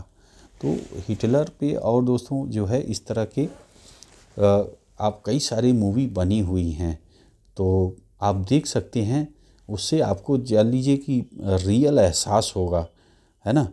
तो आप अगर देखना चाहें समय रहे तो देखिएगा, हिटलर पे भी बनी है, वर्ल्ड वार पे भी बनी है ना। और कुछ जो उस समय की जो माहौल जैसे आपने देखा कि निकाला जा रहा है और देखते ही गोली मार दिया जाता था, इस तरह के, या उनको ले जाके गैस चैम्बर में भी मारा जाता है। गैस चैम्बर पे भी बहुत सारी मूवी बनी है, तो आप देखिए तो आप जो है समझेंगे कि कितना जो है उनके साथ कितना अत्याचार दोस्तों जो है किया गया है। आइए आगे देखें। 14 साल की उम्र में सभी लड़कों को नाज़ियों के युवा संगठन हिटलर यूथ को सदस्यता लेनी पड़ती थी। इस संगठन में युद्ध की उपासना, अब देखिए 14 साल में ही इनके दिमाग को एकदम जो है पूरी तरह जो है बदल दिया जा रहा है। मतलब क्या क्या उनको किया जा रहा है, देखिए इस संगठन में युद्ध की उपासना। अब देखिए उनको युद्ध की उपासना, आक्रामकता और वह हिंसा, लोकतंत्र की निंदा, देख रहे हैं, यहूदियों, कम्युनिस्टों, जिप्सियों, अन्य अवांछितों से घृणा सबक सीखते थे। देख रहे हैं, अब सोचिए इस तरह उनको पढ़ाते थे कि इनसे, यहूदियों से, कम्युनिस्टों से, जिप्सियों से जो है घृणा करने लगे। गहन विचार धारात्मक और शारीरिक प्रशिक्षण के बाद लगभग 18 साल की उम्र में वे लेबर सर्विस, श्रम सेवा में शामिल हो जाते थे। इसके बाद उन्हें सेना में काम करना पड़ता था और किसी नाज़ी संगठन की सदस्यता लेनी पड़ती थी। ठीक है, एक यहाँ पे शब्द है युंग फोक। इसका क्या अर्थ है, देखिए 14 साल से कम उम्र वाले बच्चों के लिए नाज़ी युवा संगठन, उसका नाम था युंग फोक।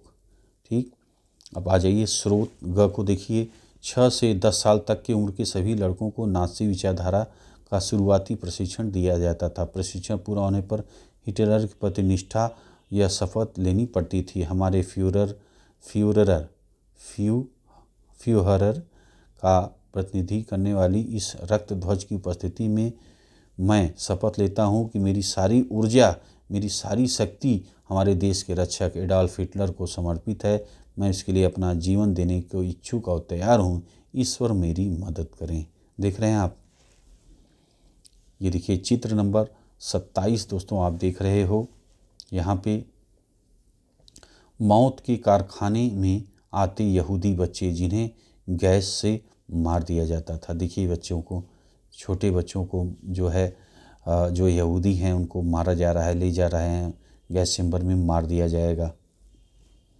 देख रहे हैं, और बूढ़ों को, बीमारों को, जो काम करने लायक, जैसे गैस चैम्बर में लाते थे जो काम करने लायक जो या कुछ ज्ञान है तो उनको रखते थे, बाकी सबको जो है जो बूढ़े थे, जो बच्चे थे और जो काम करने लायक नहीं थे तो उसको जो है मार दिया जाता था, है ना। और वो भी जो बचते थे वो भी धीरे धीरे, वो इस तरह की व्यवस्था थी कि धीरे धीरे कमज़ोर होके या बीमार होके या जो भी, उनका भी मरना तय था, है ना। चलिए स्रोत नंबर घ देखिए आप। जर्मन लेबर फ्रंट के प्रमुख रॉबर्ट ले ने कहा था, हम तभी से काम शुरू कर देते हैं जब बच्चा 3 साल का होता है। जैसे ही वह ज़रा सा भी सोचने लगता है तो उसको लहराने के लिए एक छोटा सा झंडा थमा दिया जाता है। उसके बाद स्कूल, हिटलर यूथ, सैनिक सेवा का नंबर आता है। ठीक है, लेकिन यह सब पूरा होने जाने के बाद भी हम किसी को छोड़ते नहीं थे। लेबर फ्रंट उन्हें अपना गिरफ्त में लेता था, चाहे उन्हें अच्छा लगे या बुरा, कब्र तक उनका पीछा नहीं छोड़ता। देख रहे हैं, ये स्टेटमेंट था जर्मन लेबर फ्रंट के प्रमुख रॉबर्ट ले का। मतलब जन्म लेने के बाद और जब तक मर न जाए तब तक ये जो है कब्जा अपना उसके दिमाग पे हर तरह से कब्जा करके बैठे थे सब। ये देखिए वांछित बच्चे जिनकी संख्या हिटलर बढ़ाना चाहता था। ये देखिए कब्जे वाले यूरोप में अधिकृत पोलैंड में बसाने के लिए भेजा जा रहा है एक शिशु अपनी माँ के साथ। ये देखिए आगे देखें। नाज़ी युद्ध लीग का गठन 1922 में हुआ था। 4 साल बाद उसे हिटलर यूथ का नाम दिया गया। ठीक,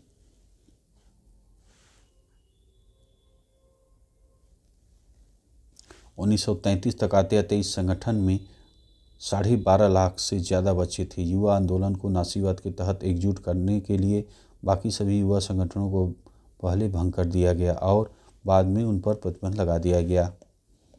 चलिए ये हो गया। अगला देखिए, मातृत्व की नाज़ी सोच क्या है, इसे आप समझिए। नाज़ी जर्मनी में प्रत्येक बच्चे को बार बार यह बताया जाता था कि औरतें बुनियादी तौर पर मर्दों से भिन्न होती हैं। उन्हें समझाया जाता था कि औरत मर्द के लिए समान अधिकारों का संघर्ष गलत है, यह समाज को नष्ट कर देगा। इसी आधार पर लड़कों को आक्रामक, मर्दाना, पत्थर दिल होना सिखाया जाता था, जबकि लड़कियों को यह कहा जाता था कि उनका फ़र्ज़ एक अच्छी माँ बनना और शुद्ध आर्य रक्त वाले बच्चों को जन्म देना और उनका पालन पोषण करना है। नस्ल की शुद्धता बनाए रखने, यहूदियों से दूर रहने, घर संभालने और बच्चों को नाज़ी मूल्य मान्यताओं की शिक्षा देने का दायित्व उन्हें सौंपा गया।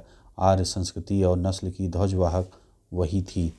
1933 में हिटलर ने कहा, मेरे राज्य की सबसे महत्वपूर्ण नागरिक माँ है। लेकिन नाज़ी जर्मनी में सारी माताओं के साथ भी एक जैसा बर्ताव नहीं होता था। जो औरतें नस्ली तौर पर वांछित बच्चों को जन्म देती थी उन्हें दंडित किया जाता था, जबकि नस्ली तौर पर वांछित दिखने वाले बच्चों को जन्म देने वाली माताओं को इनाम दिया जाता था। ऐसी माताओं को अस्पताल में विशेष सुविधा दी जाती थी, दुकानों में उन्हें ज़्यादा छूट मिलती थी, थिएटर और रेलगाड़ी के टिकट उन्हें सस्ते मिलते थे। हिटलर के खूब सारे बच्चों को जन्म देने वाली माताओं के लिए वैसे ही तमगे देने का इंतजाम किया गया जिस तरह तमगे सिपाहियों को दिए जाते थे। 4 बच्चे पैदा करने वाली माँ को कांसे का, 6 बच्चे पैदा करने वाली माँ को चांदी का और 8 से ज़्यादा बच्चे पैदा करने वाली माँ को सोने का तमगा दिया जाता था। ठीक है, आगे देखिए, निर्धारित आचार संहिता का उल्लंघन करने वाली आर्य औरतों की सार्वजनिक रूप से निंदा की जाती थी, उन्हें कड़ा दंड दिया जाता था। बहुत सारी औरतों को गंजा करके, मुंह पर काली पोत कर, उनके गले में तख्ती लटका कर पूरे शहर में घुमाया जाता था। ठीक है, उनके गले में तख्ती पर लिखा होता था, मैंने राष्ट्र के सम्मान को मलिन किया। इस आपराधिक कृत्य के लिए बहुत सारी औरतों ने न केवल जेल की सज़ा दी गई बल्कि उनके तमाम नागरिक सम्मान, उनके पति व परिवार भी छीन लिए गए। देख रहे हैं। चलिए, प्रचार की कला, अगला पॉइंट आप देखिए। नाज़ी शासन ने भाषा और मीडिया का बड़ी होशियारी से इस्तेमाल किया और उनका ज़बरदस्त फ़ायदा उठाया। उन्होंने अपने तौर तरीक़ों को बयान करने के लिए जो शब्द ईजाद किए वे न केवल भ्रामक बल्कि दिल दहला देने वाले शब्द थे। नाज़ियों ने अपने अधिकृत दस्तावेज़ों में हत्या या मौत जैसे शब्दों का इस्तेमाल नहीं किया। सामूहिक हत्याओं को विशेष व्यवहार, अंतिम समाधान, देख रहे हैं जो शब्द भी है उसको क्या नाम दिया है। अब देखिए, सामूहिक हत्या को क्या रख रहा है, विशेष व्यवहार जो है शब्द रखा है, बताइए। और अंतिम समाधान, सोचिए, यहूदियों के संदर्भ में ये जो है शब्द उपयोग कर रहा है।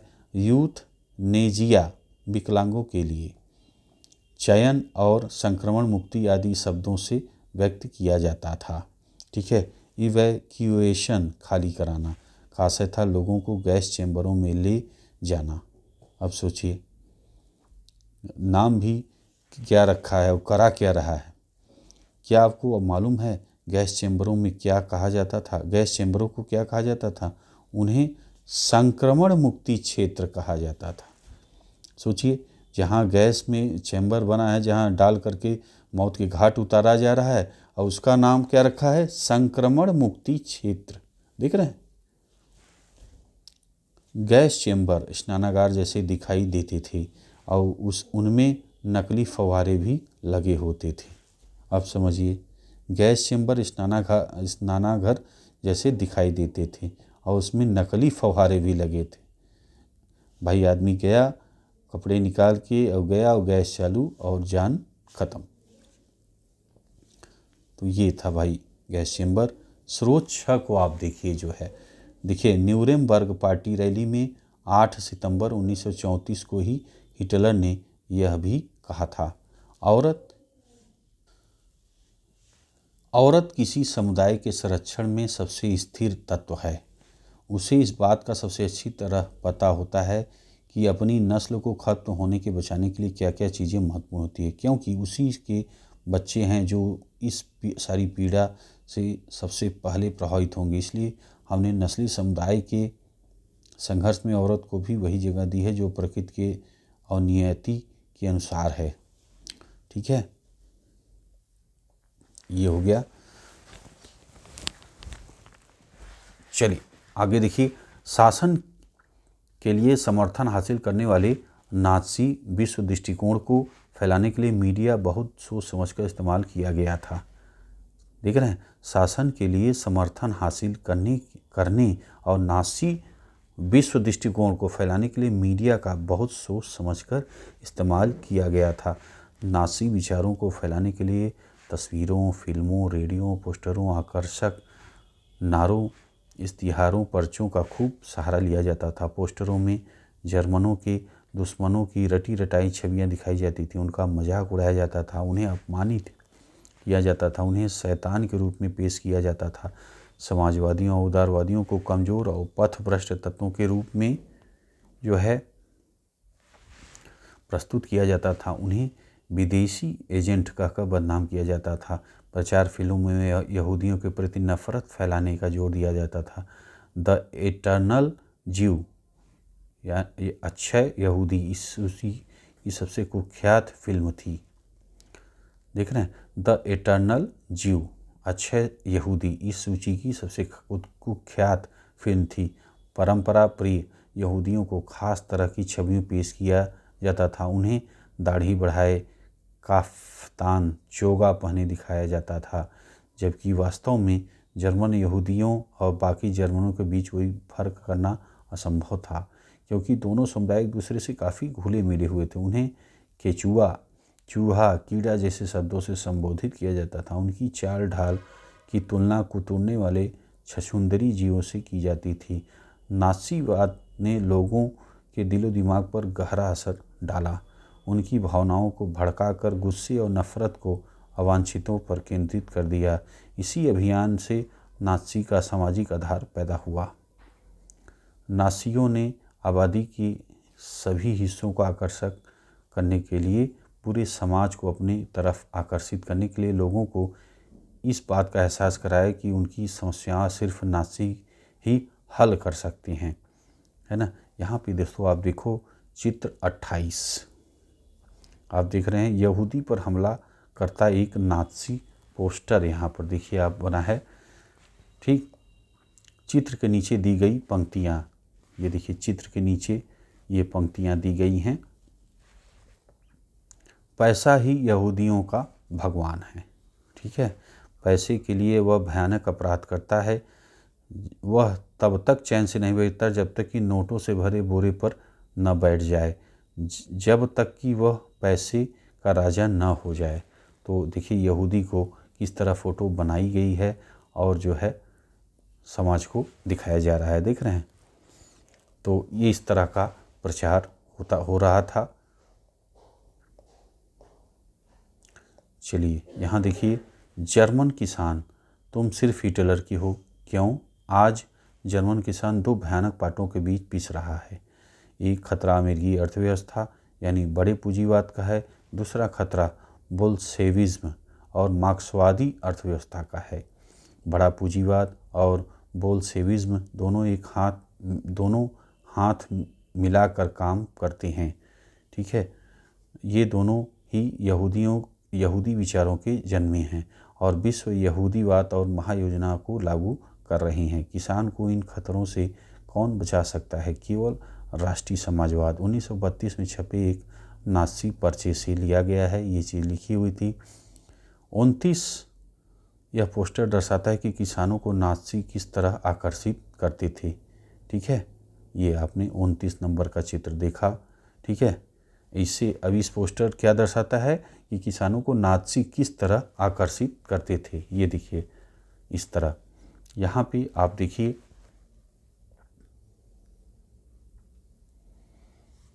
चित्र नंबर 30 आप देख रहे हैं। 20 के दशक का एक नाज़ी पार्टी पोस्टर, इसमें हिटलर को अग्रिम मोर्चे का युद्धरत सिपाही बताकर उसे वोट देने का आह्वान किया जा रहा है। ठीक है, चलिए अब आइए कुछ महत्वपूर्ण तिथियों को आप देख लीजिए जो कि परीक्षा की दृष्टि से इम्पॉर्टेंट रहते हैं। देखिए 1 अगस्त 1914 पहला विश्व युद्ध शुरू हुआ। 9 नवंबर 1918 जर्मनी ने घुटने टेक दिए, युद्ध समाप्त हुआ है। 9 नवंबर 1918 वाइमर गणराज्य की स्थापना का ऐलान, ठीक है। 28 जून 1919 ईस्वी वारसाई की संधि। 30 जनवरी 1933 हिटलर जर्मनी का चांसलर बना, ठीक है। 1 सितंबर जो है 1939 ईस्वी जर्मनी का पोलैंड में घुसना, दूसरे विश्व युद्ध की शुरुआत। 22 जून 1941 जर्मन सेनाएं सोवियत संघ में घुसती हैं। 23 जून 1941 यहूदियों का कत्लेआम शुरू। 8 दिसंबर 1941 अमेरिका भी दूसरे विश्व युद्ध में कूद पड़ा। 27 जनवरी 1945 सोवियत फौजें ऑस्विट्स को मुक्त कराती हैं। 8 मई 1945 यूरोप में मित्र राष्ट्रों की विजय हो जाती है, ठीक है। आइए अगला आप देखिए 5वां, आम जनता और मानवता के खिलाफ अपराध। इसे आप देखिए, नासीवाद पर आम लोगों की प्रतिक्रिया क्या रही, इसे आप देखिए। बहुत सारे लोग नासी शब्दाडंबर और धुआंधार प्रचार का शिकार हो गए। वे दुनिया को नासी नज़रों से देखने लगे और अपनी भावनाओं को नासी शब्दावली में ही व्यक्त करने लगे। किसी यहूदी से आमना सामना होने पर उन्हें अपने भीतर गहरी नफरत और गुस्से का एहसास होता था। उन्होंने न केवल यहूदियों के घरों पर के बाहर निशान लगा दिए, बल्कि जिन पड़ोसियों पर शक था उन्हें उनके बारे में पुलिस को सूचित कर दिया। उन्हें पक्का विश्वास था कि नासीवाद ही देश को तरक्की रास्ते पर ले जाएगा, यही व्यवस्था सबका कल्याण करेगी, ठीक। आइए देखिए, लेकिन जर्मनी हर व्यक्ति नासी नहीं था। जर्मनी का हर व्यक्ति नासी नहीं था। बहुत सारे लोगों ने पुलिस दमन और मौत की आशंका के बावजूद नासीवाद का जमकर विरोध किया। लेकिन जर्मन आबादी का एक बहुत बड़ा हिस्सा इस पूरे घटनाक्रम का मूक दर्शक और उदासीन साक्षी बना हुआ था। लोग कोई विरोधी कदम उठाने, अपना मतभेद व्यक्त करने, नासीवाद का विरोध करने से डरते थे। वे अपने दिल की बात कहने की बजाय आंख फेर कर चल देना ज़्यादा बेहतर मानते थे। पादरी निम्योलर ने नासियों का लगातार विरोध किया। उन्होंने पाया कि नासी साम्राज्य में लोगों पर किस तरह निर्मम संगठित जुल्म किए जा रहे हैं। उनका जर्मनी की आम जनता विरोध नहीं कर पाती थी, ठीक है। जनता एक अजीब सी खामोशी में डूबी हुई थी। गेस्तापो की दहशतनाक कार्यशैली और कुकृत्यों पर निशाना साधते हुए खामोशी के बारे में उन्होंने बड़े मर्मस्पर्शी ढंग से लिखा। पहले वे कम्युनिस्टों को ढूंढते आए। मैं कम्युनिस्ट नहीं था, इसलिए मैंने कुछ नहीं कहा। फिर वे सोशल डेमोक्रेट को ढूंढते आए। मैं सोशल डेमोक्रेट नहीं था, इसलिए चुप रहा। इसके बाद वे ट्रेड यूनियन वालों को ढूंढते आए। मैं ट्रेड यूनियन में नहीं था। और फिर वे यहूदियों को ढूंढते आए, लेकिन मैं यहूदी नहीं था, इसलिए मैंने कुछ नहीं किया। फिर अंत में जब वे मेरे लिए आए तो वहाँ कोई नहीं बचा था जो मेरे साथ खड़ा हो सके, ठीक है। यहाँ पे एक बॉक्स नंबर 1 ध्यान दें। क्या नासियों द्वारा सताए गए लोगों के प्रति हमदर्दी का अभाव केवल दहशत की वजह से था? लॉरेंस रीस का कहना है कि यह मानना गलत होगा। लॉरेंस रीस ने हाल में ही वृत्तचित्र the Nazis and warning from history के लिए तरह तरह के लोगों से बातचीत की।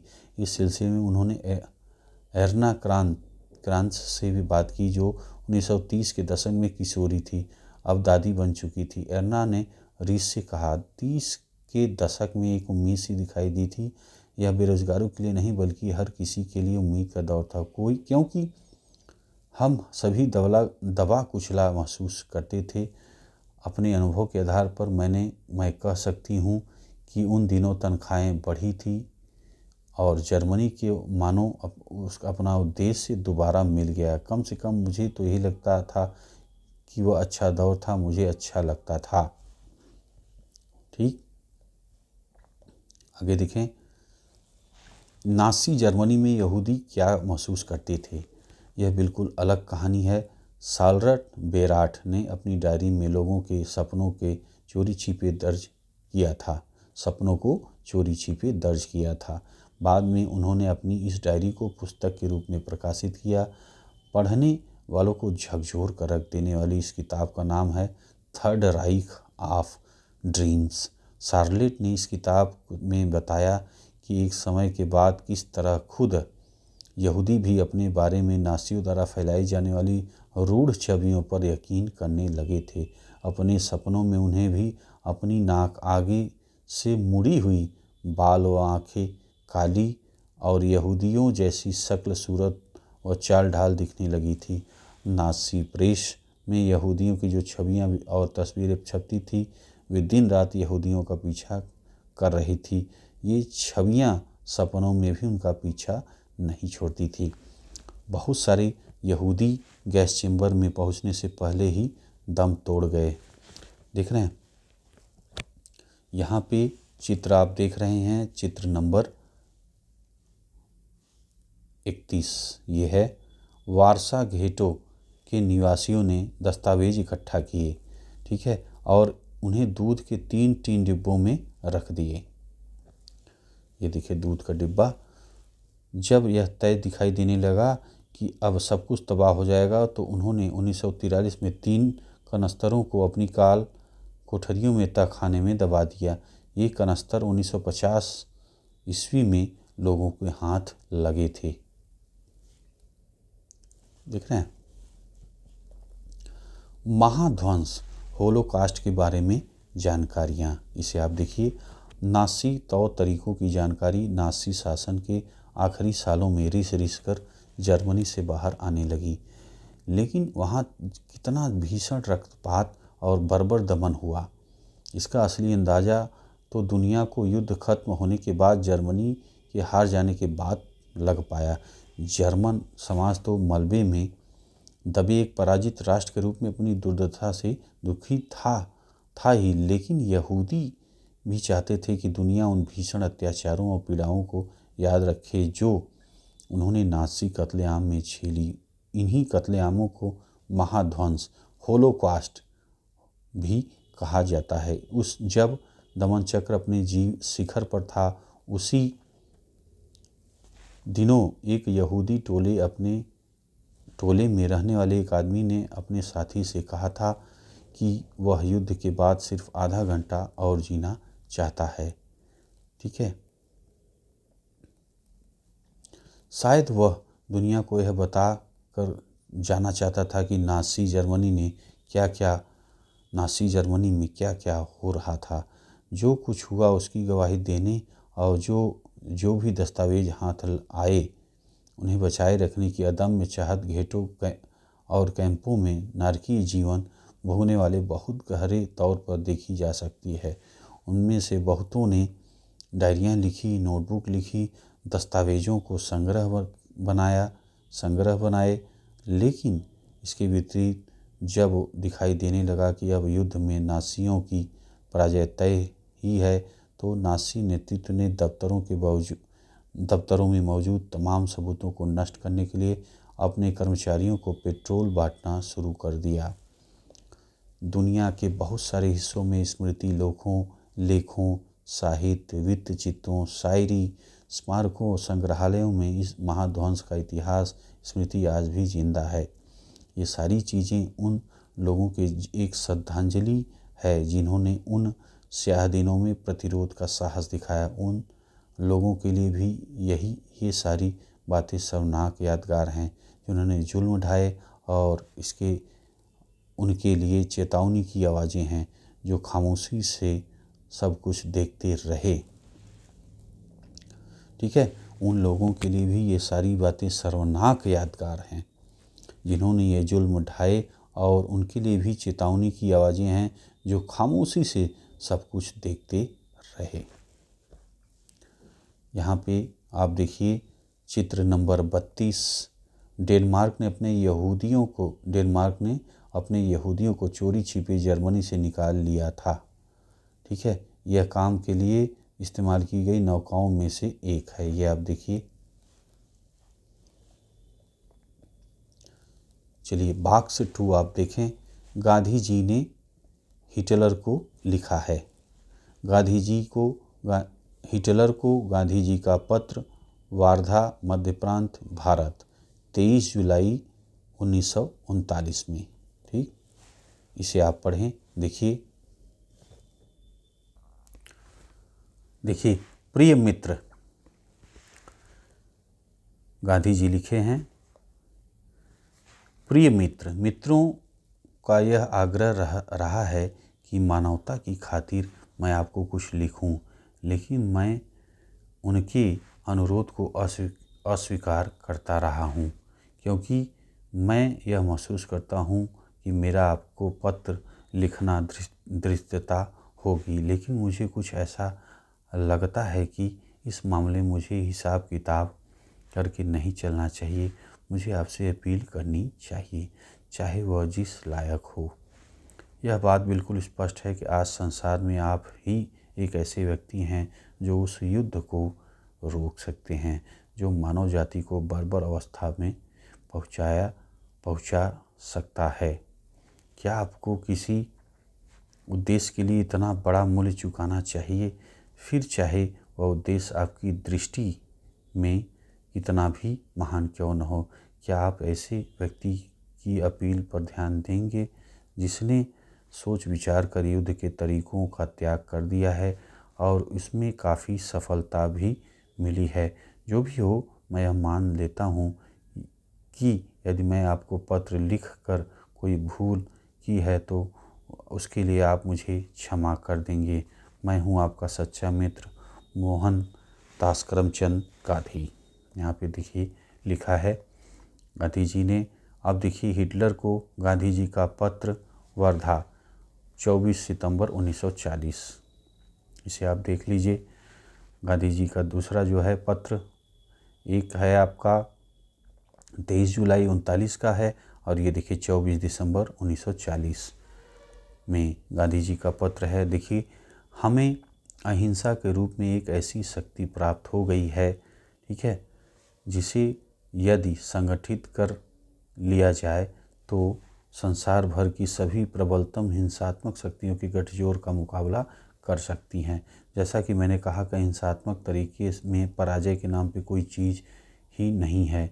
यह तरीका तो बिना मारे या चोट पहुँचाए करने या मरने का तरीका है। इसका इस्तेमाल करने में धन की लगभग कोई ज़रूरत नहीं है। उस विनाश शास्त्र